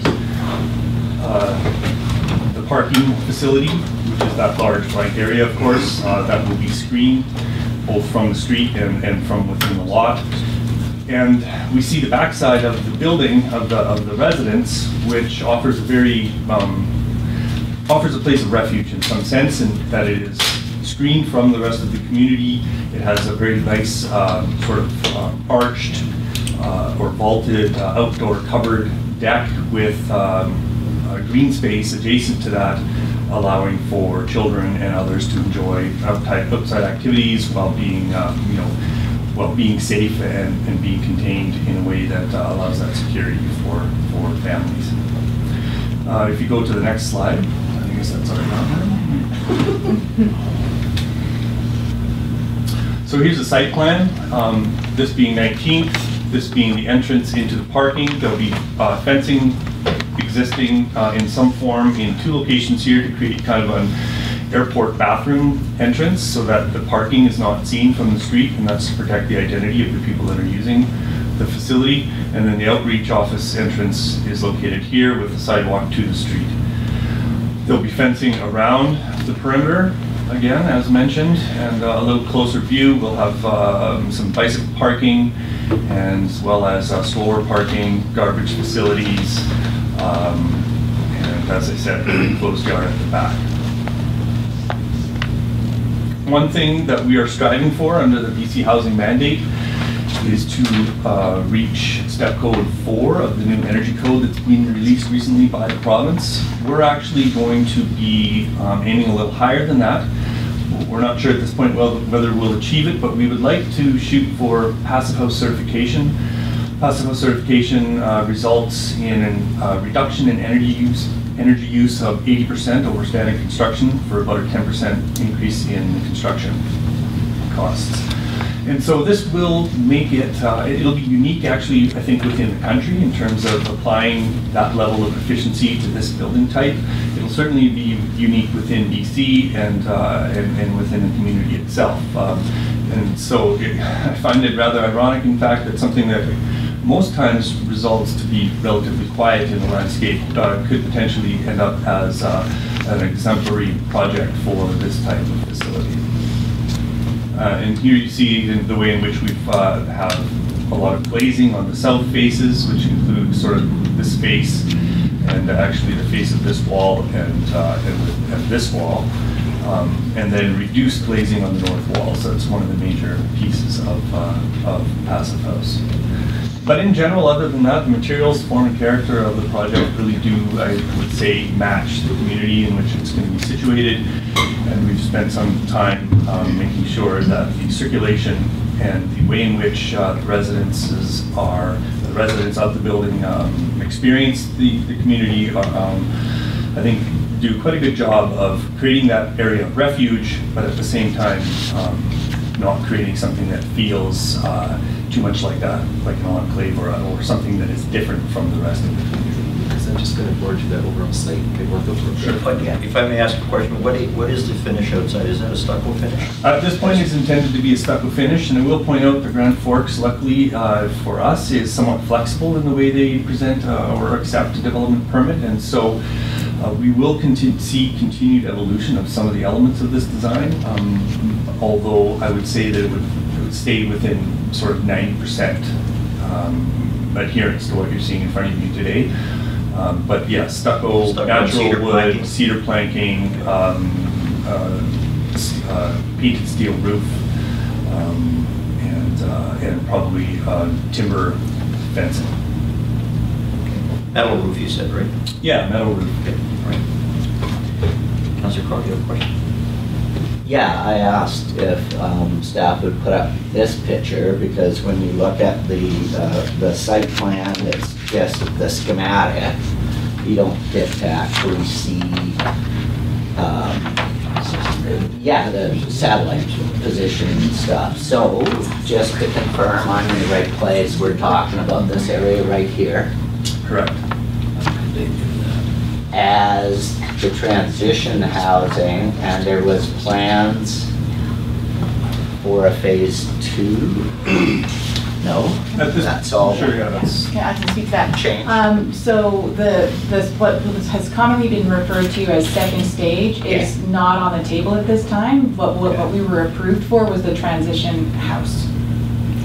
So that's a completely separate project at this point now. What is the footprint of the building compared to the land? Like what percentage covered? The percentage is a good question. It's about 5,000 square feet. Let's see if it's on that. Maybe you can help me out with the small. Because I'm looking at the pictures, it seems like a very small complex compared to the lot, the way it's presented. It is. I think, Graham, if you go to that last slide you were just on, and up in that left corner. Sorry, no, and the first page of our drawings. Gotcha. Go back one. Yeah. That is that. All right, there we go. Yeah.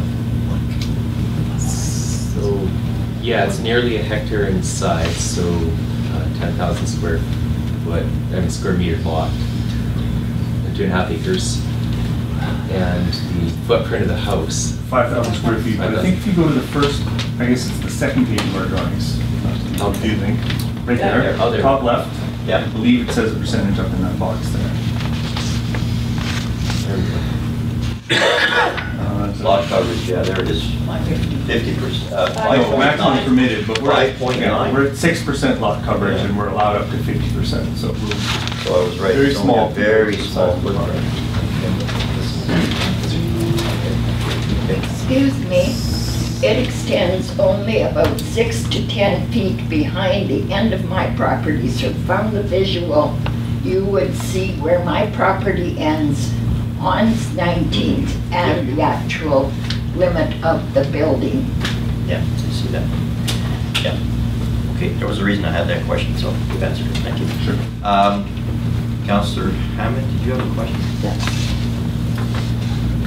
And this might be directed more towards... Just get your push your button, sir. Okay. Thank you. This might be directed more towards BC Housing. I'm a little confused about the entire project from start to finish, because currently I think they have 6 beds at the existing women's shelter. And the whole idea with purchasing, they needed 5 acres, was to put in a new transition house and secondary stage housing for women and their families, which was, I think, 14 townhouses. That's why in the first plans I saw included a townhouse project. Then we had the residents on Bryson Place have some serious issues because they were under the impression that that was what the development was going to be as well, that it was going to back onto their property. They asked for consultation with BC Housing. They were told they would have consultation with BC Housing, and my understanding is now they've had none. But I'm wondering if it's even necessary, if they're not even going to be anywhere near Bryson Place, because now they're clearly a block away. But I want to know what are the plans for the rest of that land in the future, and how far is this going? Is there going to be second stage housing? Are you going to communicate with people on Bryson Place? And why are you rebuilding when you are only going to have 6 units, which you already have now? I can answer a piece of that. So when the original plan went into BC Housing for the transition house, as well as all of the, what was coined as second stage housing, which is actually, the RFP that went out was for affordable housing, not second stage housing. Those are two separate things. So we did not meet the criteria for that RFP. So what we did meet criteria for was the transition house. So that became two separate entities. So what you have in front of you is the transition house itself, which is again located at the 19th area. The original plans, and there's been numbers of iterations of what that would look like, but the original plan that everybody saw, that was the application that went to BC Housing, included the townhouse units that did go quite close to the, maybe a fire lane-ish length away from the Bryson Place fence line. Right. So that's the original drawings that everybody saw, just to be super clear about what that was, right? So what we have now in front of us is not that. The affordable housing piece, that piece has not been approved, and in fact, we extended what's called an expression of interest for that. But there's a number of things that we need to do first to even reconcile any kind of application for that process, and that has basically been shelved for a year now. Okay, so that was the nature of the footprint question, because when I seen it, because of the concerns from the constituents here in town. So as a follow-up, I just want to know from BC Housing, if they do in a year's time plan to develop that rest of that property, will they be consulting with the neighbors? That's property it would closely impact on Bryson. Will they work with them to come up with a solution that's going to be workable and happy for everybody? So I can speak to that. I'm Sorrel Sehon, I'm the manager of the Women's Transition Housing. Do you want to give her the mic? Yeah, sorry, it's not a loudspeaker, so maybe I... You want to sit down with it or stand up here? Whatever, as long as you can hear me, it's an important thing. So as I was just saying, I'm Sorrel Sehon, I'm the manager of the Women's Transition Housing and Supports Program at BC Housing. So your question around what's going to happen with the rest of the property, at this point we don't have any plans to do anything further with the rest of the property. I think just as Dara spoke, they possibly have some plans that they would like to further develop the property, but they're still working on that proposal, reworking what was sort of originally submitted. And so at this point, we don't have any plans to develop at all. And in terms of public consultation, so typically we don't engage in public consultation, whether it's around women's transition houses, transition housing shelters, affordable housing, any of that. We don't put up site signage. So we know that there's been some concerns from some of the nearby residents. And we apologize if we've communicated that we would be engaging in a public consultation process, that is not part of our process, so that's not something that we are going to be doing. However, we are open to communicating with the residents, sort of just as they've written letters and they've contacted me directly to communicate sort of what we can as things are moving forward. So that's what I want to know. Will there be communication with the neighbors, with the people that are going to be immediately affected? So my understanding is if the rest of the property gets developed, and that most likely that would be through the Boundary Women's Coalition putting forward a proposal, that they would communicate with the residents nearby and saying this is what we're thinking about doing. So that's typically what happens. It's not BC Housing necessarily having that communication. It would be the service provider that's putting a proposal forward. Okay. If I may just weigh in on that comment that you made, Councillor Hammond, if the second stage does go through, it still has to be consulted with our managers and everything for possible zoning for the SCP, am I correct? Because the second stage cannot just be initiated by BC Housing now that there's already a building there, am I correct? Yes, it would require a development permit, so go through the same process, but again, if it's just strictly fits in the zoning, it's a straightforward development permit, there is no requirement to discuss with your neighbors. The properties are zoned, it's an open process, the SCP is an open community process. The land use issues are discussed, they're decided on by council and the community, and so we wouldn't put any other developer or business through this process.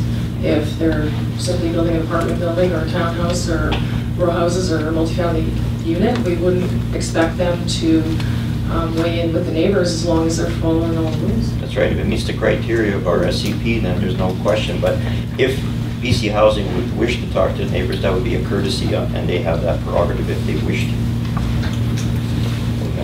Yeah, there was the... Okay, ladies in the second row. I'm Janine Pancher, and I called Sorose shortly after the article in the paper and talked to her, and she assured me that she was planning a consultation to answer our questions, and it would be also with the transition house, and possibly, she said, in 2 or 3 weeks, and it would likely be here at the town. And we waited and waited, and we've written letters, and the last one I think that we just got the reply for told us now that it wasn't going to happen, and the transition house was telling us, I phoned for 2.5 months. Every week they asked me to call again, that they would be, they were going to talk to this lady, and then they were having a meeting with her, and for 2.5 months every week they got me to call back to tell me that call next week, that I wanted to know with the second part. I was really concerned how close it was going to be to my fence, because the whole thing was terrifying me, and I have a really bad history with domestic violence, so I know I'm probably not the norm, but she assured me that within 2 or 3 weeks I would see some kind of a meeting that would maybe alleviate some of my fears and make me feel more comfortable about this. I'm 100% in favor of a transition house. I think that it's a very necessary thing, and I tried to convey that to the girls, and we've invited them. My last call recently was to call Dara to say Heather had ran me ragged trying to get her to let me see the plans that she said, and I know the Rotary came and said, you know, this is what we saw. It actually is between Mrs. Copan's and your house. You're going to have the transition house right there that way, and then other people were coming, oh, I saw a new plan. It's here. I was a wreck. I had to go on sleeping pills, and it was really extremely stressful this year, wondering what was happening in my backyard. I'm finally retired, I think, as the majority of us are, and we've talked and talked trying to find out what was happening, and the transition house did tell us that they were asking her to help educate us so that we could accept this and embrace it. And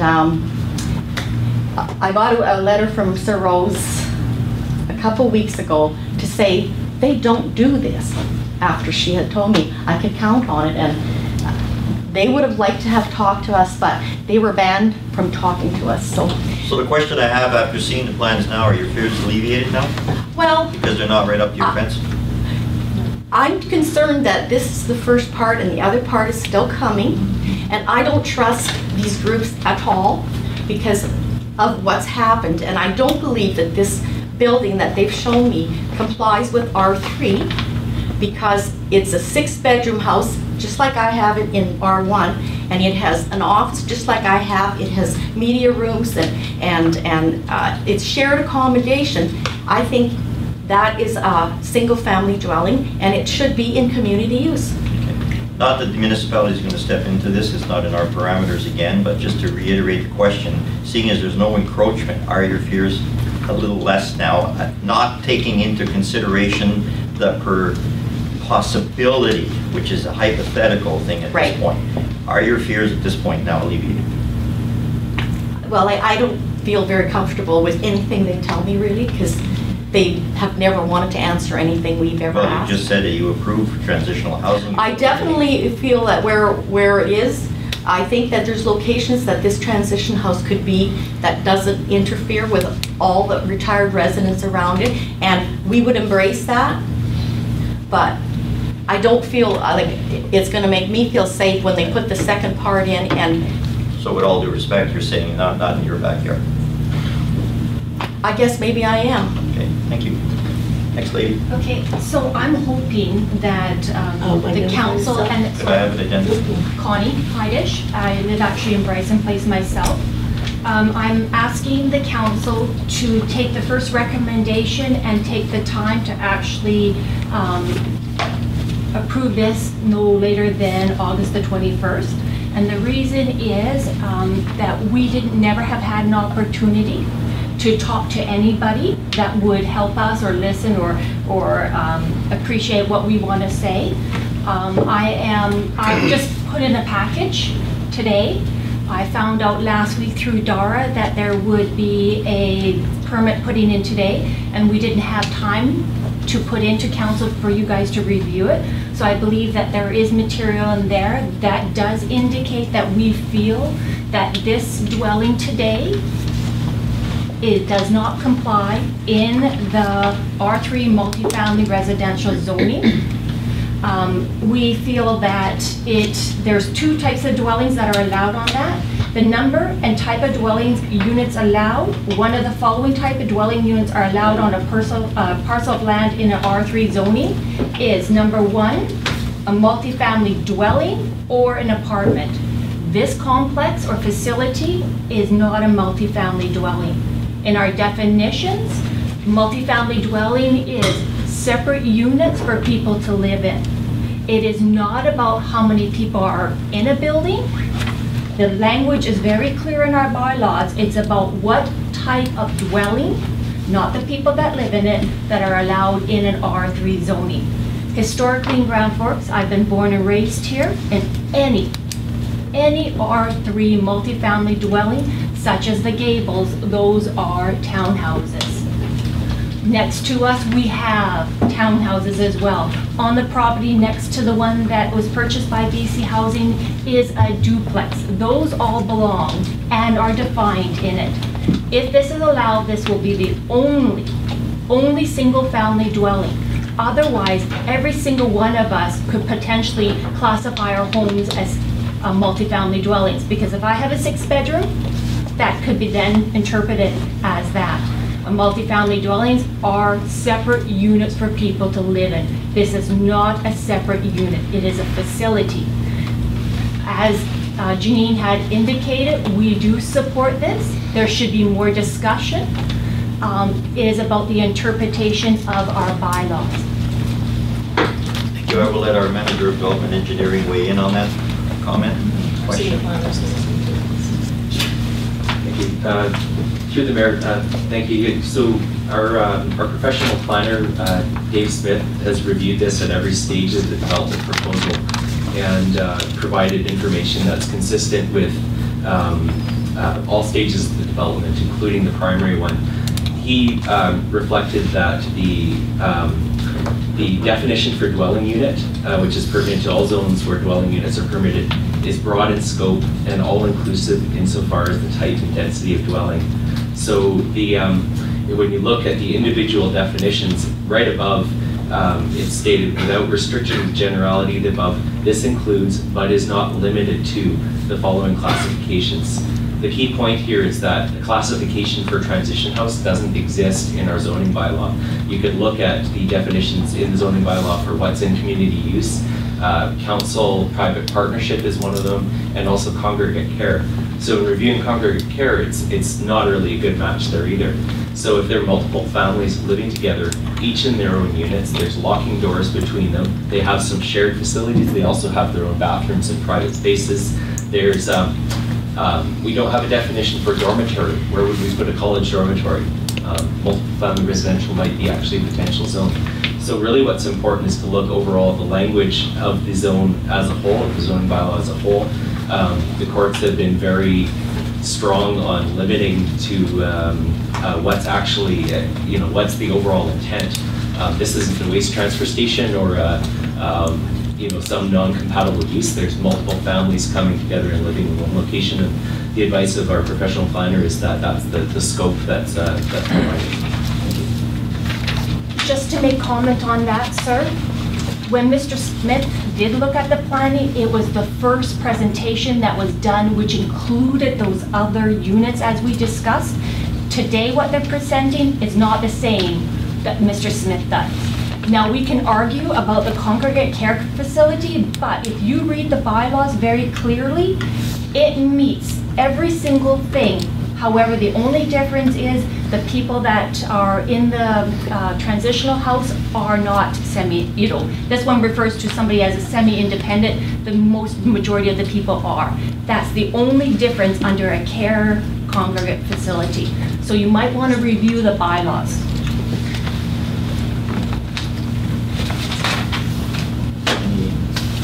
Any comment to that? In the reading of the zoning bylaws, this isn't actually a healthcare facility, which congregate care is a type of healthcare. So, But you just said similar. If you're looking at the same, the language you use similar. It's not a healthcare facility. Similar in that there's professional services together with families who are residing there, but it's a residence. There's multiple families residing. So I think what's really important though is to look at the overall intent of the zoning bylaw is to have incompatible uses separated. So industrial areas, for instance, there's separation between some of those kinds of uses. Most transition houses are located in residential areas, period.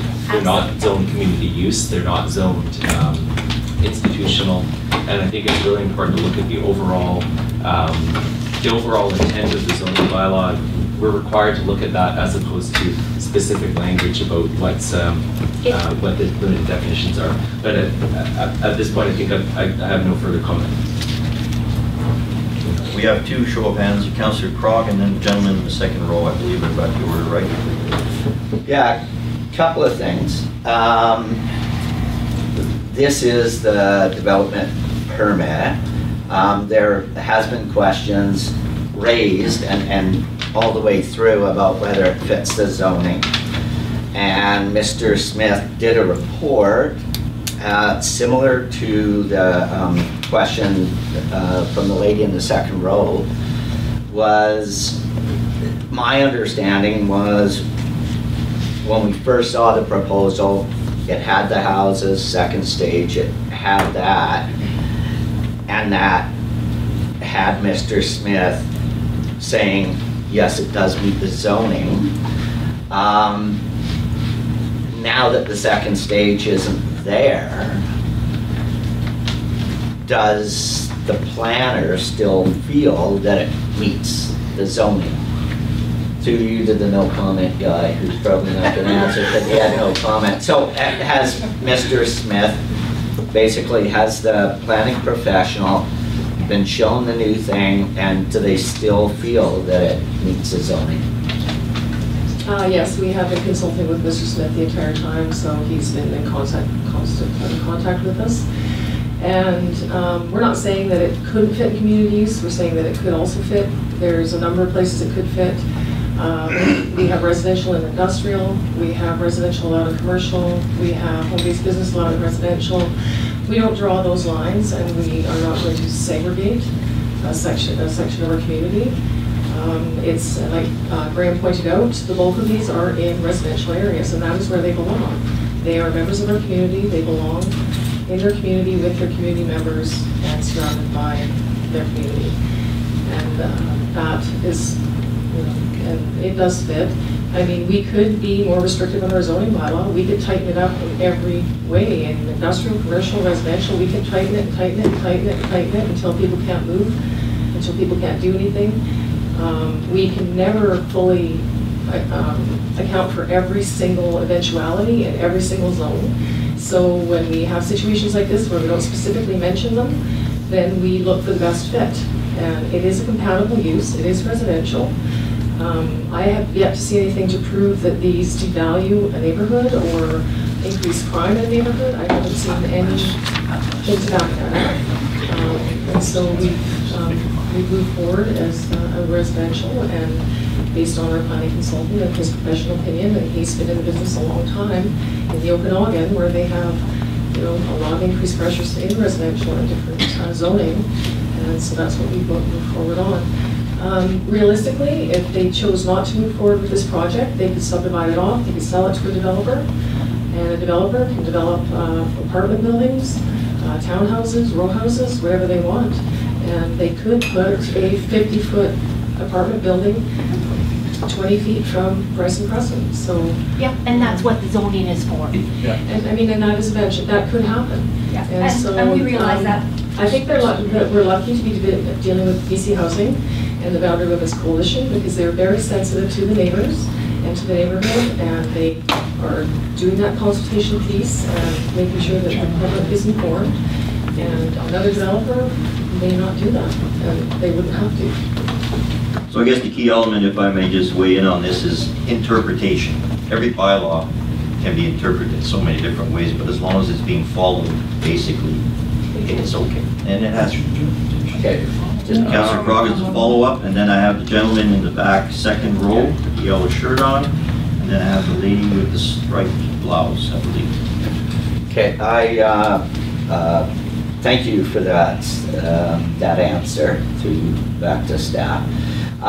One thing I did notice that I'd seen away from the original proposal, because I've always been a supporter of the transition house, is the feedback from the existing neighbors, because that's the first thing I thought of was this new neighborhood will have concerns, the existing neighborhood, so why isn't somebody going around and talking to all the existing neighbors to see what kind of reaction? And I'm pleased to see that they've actually done that, and that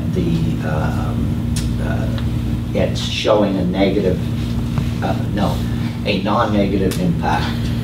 That made no sense whatsoever. So in other words, there hasn't been a detrimental impact with the secret transition house that everybody knows exactly where it is, right? So, yeah, I was impressed about that part from the Boundary Women's Coalition. I just want to make sure that we're following our own rules, and I still think, you know, unless there's a super timeline that keeping it until the 21st instead of tonight might not be a bad idea. That's it. Okay. Yellow shirt. Yeah, no, but gentlemen, would you like to comment on Councilor Crog? Because I feel bad for the gentleman in the back. Well, I apologize if I'm jumping in front of some people, but just specifically to your comment about why there is some need to pay attention to the timeline. And I'm speaking only as the architect of the project and having an interest in seeing the project built, separate from the political parts of this conversation. If it's deemed by council that the project meets the form and character of the neighborhood, which is, as far as I understand it, really the only question that is actually being debated today, then if you do see it fitting the form and character of the neighborhood and are able to approve it on that grounds, we then can move towards construction documents and hopefully construction in the spring. If it's seen that this is a valuable project for the community, the funding is coming from the province, and given that we have a new government, we want to make sure that this project does move forward if it is important to the community. Getting foundations in the ground and the project moving forward into construction in this construction season would be important for that timeline. And so I would ask that if this will be approved, that it be approved tonight, preferably, so that we can move forward in the process and make sure we don't miss that construction window. And I'm really, again, only speaking about the pragmatics of construction. That'll be political discussion. Get a gentleman in the second row. Thank you. Dwayne Panter. One comment I have about one of Mr. Krog's, what Mr. Krog said, that he was pleased that we had been in communication. We have been in communication with the Boundary Women's Coalition, with Dara and Allie. We have heard nothing from BC Housing. They own the property, they're paying for it. We have, despite being promised last September that we would, we have had nothing. Now, my next question is, at what point does the zoning get approved for a development permit? Does the staff do it and that's the end of it? Or does council or the committee of the whole get to actually make a determination that a particular project complies with the zoning bylaws. As long as it complies to the zoning bylaw, it comes from staff, but then council does not override anything on zoning. Well, I have written several letters to the engineering department and to councilors and you, Mr. Mayor, about our concerns, and I think they're very valid concerns, that if you examine the compliance regulations for an R3 multifamily residential zone, this building does not meet those requirements. I also admit I cannot find anywhere in the zoning bylaws where it actually does fit. But to me, that does not mean that you can just shoehorn it into a particular zoning just because BC Housing happens to own the land. If there is a zoning issue, they've had over 2 years to deal with it. The way to deal with the fact that it does not sit anywhere in our zoning bylaws is to change the zoning bylaws. And then you have to go through the proper public hearing procedure, and everybody in the city gets to express their opinion. Bylaws, excuse me, bylaws are in place to protect the citizens so that we have an idea of what our new neighbors or what can be done in our particular neighborhood, and everybody in the city of Grand Forks is in the same boat. So I don't think that it is fair to approve something that, if you read the zoning bylaws for an R3 zone, that clearly does not fit. This structure is a 5,000 square foot project with 6 bedrooms. There's not 6 separate dwelling units. There is 1 dwelling unit. There's only 1 kitchen. There's 1 living area. They have shared bathroom facilities. To me, it's an R1 building, a house with 6 bedrooms. So I still strongly disagree that it qualifies to be built in an R3 zone. My comment on that would be, with all due respect, that could be your perception, but zoning and bylaws is operational. It's not political. So if we get the assurance and they ascertain that the bylaws are in place for this particular project and the zoning is proper, if you wish to challenge it, you can, but we have no jurisdiction. If staff and management tell us that this falls within the parameters of the proper zoning and the bylaws, we leave it there. We leave it parked at the front door because everything is in order. But if you have a challenge to that, that is your prerogative. But we cannot step into something when we are assured that our zoning is correct for this particular project. It is not about just that BC Housing gets to do what they want to do, as you stated. That is a bit of a derogatory statement, because that's not, that doesn't facilitate anything here by making statements like that. We have been on this with our former CEO, Mr. Allen. We've looked into it, I've looked into it, and he assured me through the engineering department that all the zoning, everything was in place, and we, so to speak, at that point, let it go. We leave it parked at the front door, because we've done everything we can. Can I reply? Sure. I've written several letters last October, and I wrote one just this Thursday to all councilors, engineering department, and you, Mr. Mayor. And I didn't expect to get a reply to the one I wrote last week, but the ones I wrote last October, which brought up the very same issues that I reiterated in my recent letter, it's never been answered. Well, they have been forwarded to the proper departments. I will not give you an answer on that because that's operational, and that will be taken care of by management. Well, I wrote one to that department. And we just had it ascertained just a few minutes ago, but we have our manager of development. We don't release information about development permits until we have an actual development permit in our hands. So everything up until that point is confidential. Once we have a development permit and a development permit application is filled out, then it becomes a public document, and not until that point. So we can't discuss the development. We can't do that because any development and any developer comes in, we can't be discussing their development until it's made public. It's confidential, so we can't answer those questions about it because we did not have a formal development permit application submitted to the city, and so that's just the law. So you do have one now? It became a public document when the agenda was released on Thursday. So that doesn't really give us a whole lot of time to deal, we're getting ready for meetings and we've got a lot on our plate, so it would not get dealt with that quickly. Well, I understand that, It thank would not you. make it into the agenda package because we have to have our information in at least 10 days before the agenda, so I'm sorry, but we just can't respond that quickly to them. But if all the i's and the t's were crossed, we wouldn't be here today, obviously. So, will you be answering my letters?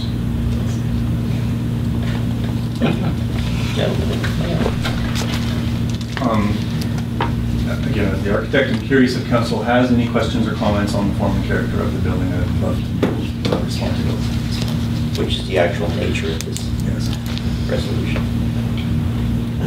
It's not gonna be gray, right?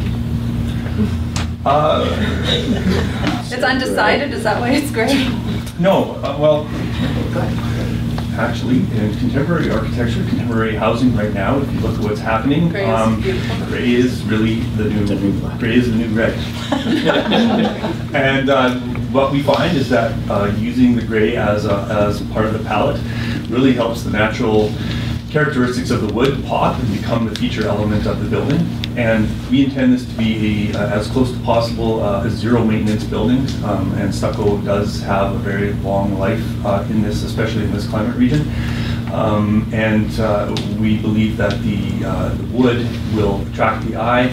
And at the same time, we don't want this building to necessarily pop in the sense of choosing a brighter color for the stucco, or we intend this to be a quiet project in all attributes, including the form and finish. More of a subdued effect because you don't want it striking out. One quick question, so is the roof going to match the same color as the walls? Well, you don't begin to save money. We've got a limited palette coming from the steel roofing company. There is a color called charcoal gray that we've used a number of times. It works quite well with a wide range of other materials around it. We're choosing the steel roof for a number of reasons. It's low cost for installation, has great durability. It's also fire resistance or fireproof. So for those reasons, we've chosen that. I don't want to get into the operation, but I'm just asking if there's a bit of a shade variation for a bit of an enhancement. Yeah, there will be, inevitably, yeah. Okay, because again, dealing with form and character. Councillor Thompson. Go ahead. Thank you, Your Worship. So what we're dealing with and what we're being asked to consider is the development permit for this particular form and character, for the form and character of this particular project. We've digressed onto a number of other issues. I know that there are concerns from some people who own properties in Bryson Place. I've also talked to others who have properties and reside in Bryson Place, and they don't have an issue with it. So I think that we need to move forward. We need to make a decision. We need to allow this project to go forward. It was a sale of private property. It meets the zoning. That's why we have management who provide us with advice. And I accept the advice that they have provided. I'm fully prepared to move this forward to tonight's meeting. I understand your concerns with the financing and the change in government, and their year end is March, and we don't want to miss that timeline. So I'm going to ask the mayor to call the question. Just prior to that, I've just realized that we have an amendment for the date, but also the amendment should include the wording of this is it recommends to approve the development permit and refer the decision. My recommendation in this amendment for the date change would also be just to refer the decision to the evening meeting, because we cannot approve it today at a committee of the whole meeting. So I think the wording is a little bit incorrect here. So if I have council's diligence to reword that amendment, so we would agree to refer the decision to the August 17th regular meeting of the council. No, July. July, my apologies, that was too long. So again, I think I made the original motion, and I would be happy to make that change. Okay, word change. Again, so all in favor? Anyone opposed? Councillor Krog is opposed. The motion is carried to the evening meeting this evening. And, okay, I will entertain a few more questions. We are short on time, but go ahead, sir. I'm Wayne Irish, on Bryson Place. The current transition house is on a community use zone at the moment. Can you speak up, sir, please? The transition house is in a community use zone at the current moment, next to a residential area. So what makes it all of a sudden acceptable for them to come on an R3 zone? The city is having problems now with rentals, other families moving in. They're going to use up that thing. Now this here now on the west side of Bryson Place, 2 extra foods, all that land. They want to make a golf course on it. Sir, with all due respect, I'm not trying to cut you off here, I don't understand why. But the nature of this discussion is regarding form and character. This project has already met all the criteria as assured by our development and engineering managers. So we're once again, money is the again. driving factor for all this. No, I realize that. I realize your concerns, but I think we're past that. I just have a couple of questions. We are questioning actually the engineering department. We took the time and our own money to talk to another engineering planning department and a developer planner that indicates what is an actual multifamily dwelling. So that's what we're questioning, and that's what I put into it. Now, I also wanted to address Christine Thompson as well. Yesterday for an hour, I went around through whole Bryson Place, the 3 houses on one side and the other 2 units. So I just went to the parameter of the land. We have surveys indicating that every single one of us have concerns and in regards to the zoning. There were 2 people that weren't home on a Sunday, so theirs are not included. So in my package that I delivered this morning, I would appreciate at least you guys take the opportunity to read that package as well. At least we're owed that. The other thing I want this directed to Dara. Dara, can you please tell us why you told us you could not hold meetings with us? Okay. So we actually, our funders who take care of the project for us as kind of the lead, they're under a writ period. So they actually cannot speak to the project, and we didn't actually get all of the information as well because of the writ period. So that's the reason why we couldn't do anything ourselves to move forward with that. Oh, provincial, sorry, provincial. Yes, provincial. So basically, from the time prior to the election, like just as soon as the writ dropped, until, well, technically, I believe it's still in occurrence because we don't have a new housing minister yet. So BC Housing has not been able to speak publicly about this project because of the timing. The timing has not been fantastic. Let's just call a spade a spade. It has not been great. And one of the things that we've learned as well is the nature of the project itself is confidential. However, because of the public announcement that did occur last August, it kind of put everything on its head, which is not the standard practice for BC Housing. This, of course, is my first run with a project of this nature, and the learning curve has been steep. So the other piece to that is what we've learned, and to speak to that second project, is because it would be an affordable housing project, and that we would be putting forward an application in conjunction with other agencies in town, is what we've been talking to other folks about. So it would be a collaborative project. And since we can have the lead on that, we would actually start with the consultative process first. So we've learned that, but just so that you are aware, those are the parameters of what we could and could not share. It's actually a provincial, what's the word? Direction, thank you. Because we didn't have standing government. With that said, we were trying to speak with Boundary Women's Coalition that the city had referred us to from September to March. There was absolutely no meetings up till the time we had even talked to you, and you indicated to us, quote, that BC Housing did not allow you to speak to us in regards to questions or concerns. That is what our interpretation was, because we also asked you, with this project, would there be a covenant attached to it? Yes. You could not ask us. Yeah. We had asked you many times and many questions that you couldn't answer us. We deserve a meeting. This is our home. We still believe that the project itself does not comply with our zoning, bylaw zonings, and we're asking for the city to review them with what we learned from another engineering departments, that they understand it maybe perhaps a little bit easier.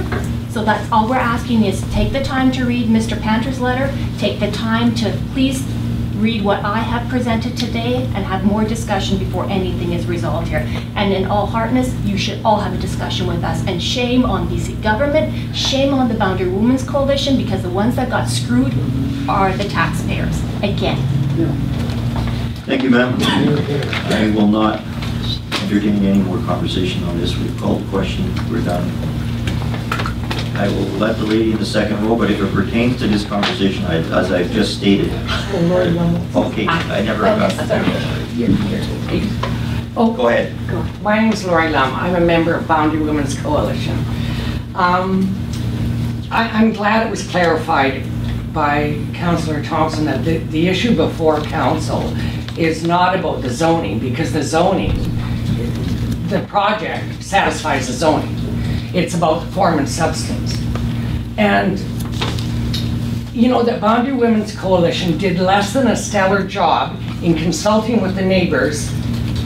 You know, on behalf of the organization, I apologize. But you know, to be really candid, and I'm feeling quite emotional about this, what I think I'm hearing, I can recite from a restrictive covenant, that Connie's referred to restrictive covenants, that was registered against a property in the District of North Vancouver in 1946. And it says the grantee will not sell the land or any part thereof, or any interest therein, to any person of Chinese, Japanese, Negro, or other Asiatic or Indian race, and will not lease the said land or any part thereof, or any building thereon, to any such person. And he will not allow the said land or any part thereof, or any buildings thereon, to be occupied by such person, except servants of the occupier of the premises in residence. Did you ask us what the covenant we would, want? Excuse me, ma'am. Certainly, you know, I might object to persons of a specific ethnicity, because, you know, there's odors that emanate from their residence that are uncomfortable to me. Or, you know, the family that moves in next door that has 6 children and I have none. Or the family with 3 dogs and an unfenced property who doesn't come over and clean up after their dogs.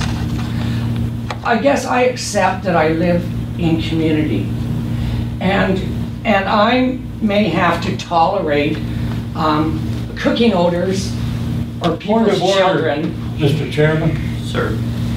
But you know what? They're tolerating something from me. We want a covenant to ensure that it'll only be for the Boundary Women's transition. I am closing the dialogue on this conversation. It's over. Like I stated earlier, if you wish to continue it, I'm sure we're going to have a lengthy meeting this evening discussing it again for the approval, and I'm sure you'll all be present again so you get another crack at it, but we have other meetings. My apologies. I'm not trying to be rude or disrespectful here, but we do have a very long day. This lady had her hand up 10 or 15 minutes ago. Just a quick question on the stretch on a form and substance. You mentioned it being a passive building. Is it going to include a heat pump, groundwater heat pump, that kind of thing? That is for the heating? Character. Well, My it's apologies, a, but as well. yeah, That's it's a building thing. That's operational. A passive building thing. I think the architect has Yeah. ascertained that they're making it very energy efficient, so I'm assuming they're doing whatever needs to be done, but you can contact the architect, I'm sure, and ask him that question, if you wish to do that, because that's not relevant, I'm sorry again, with all due respect to the nature of the resolution here. Okay, so I've called the question, we're done. We're moving on to...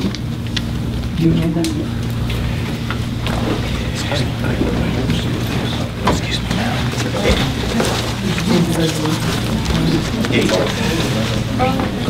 Item 13, Chief Administrative Officer, immediately following the committee to hold a meeting, council will hold an in-camera meeting. The recommendation is that council recommends to convene an in-camera meeting as outlined under section 90 of the community charter to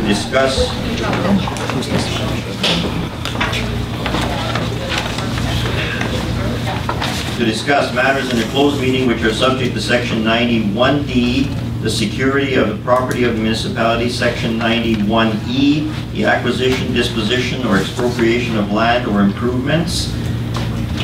Also section 91K, negotiations related, discussions respecting the proposed provision of a municipal service that are at their preliminary stages and that, in the view of council, could reasonably be expected to harm the interest of the municipality if they were held in public. Also, section 91G, litigation or potential litigation affecting municipality. Be it further resolved that persons other than members, officers, or other persons to whom council may deem necessary to conduct city business will be excluded from the in-camera meeting. Mover, please. Councillor Thompson. All those in favor? Anyone opposed? So carried. May I have a motion to adjourn? Councillor Thompson. All in favor? This meeting is adjourned.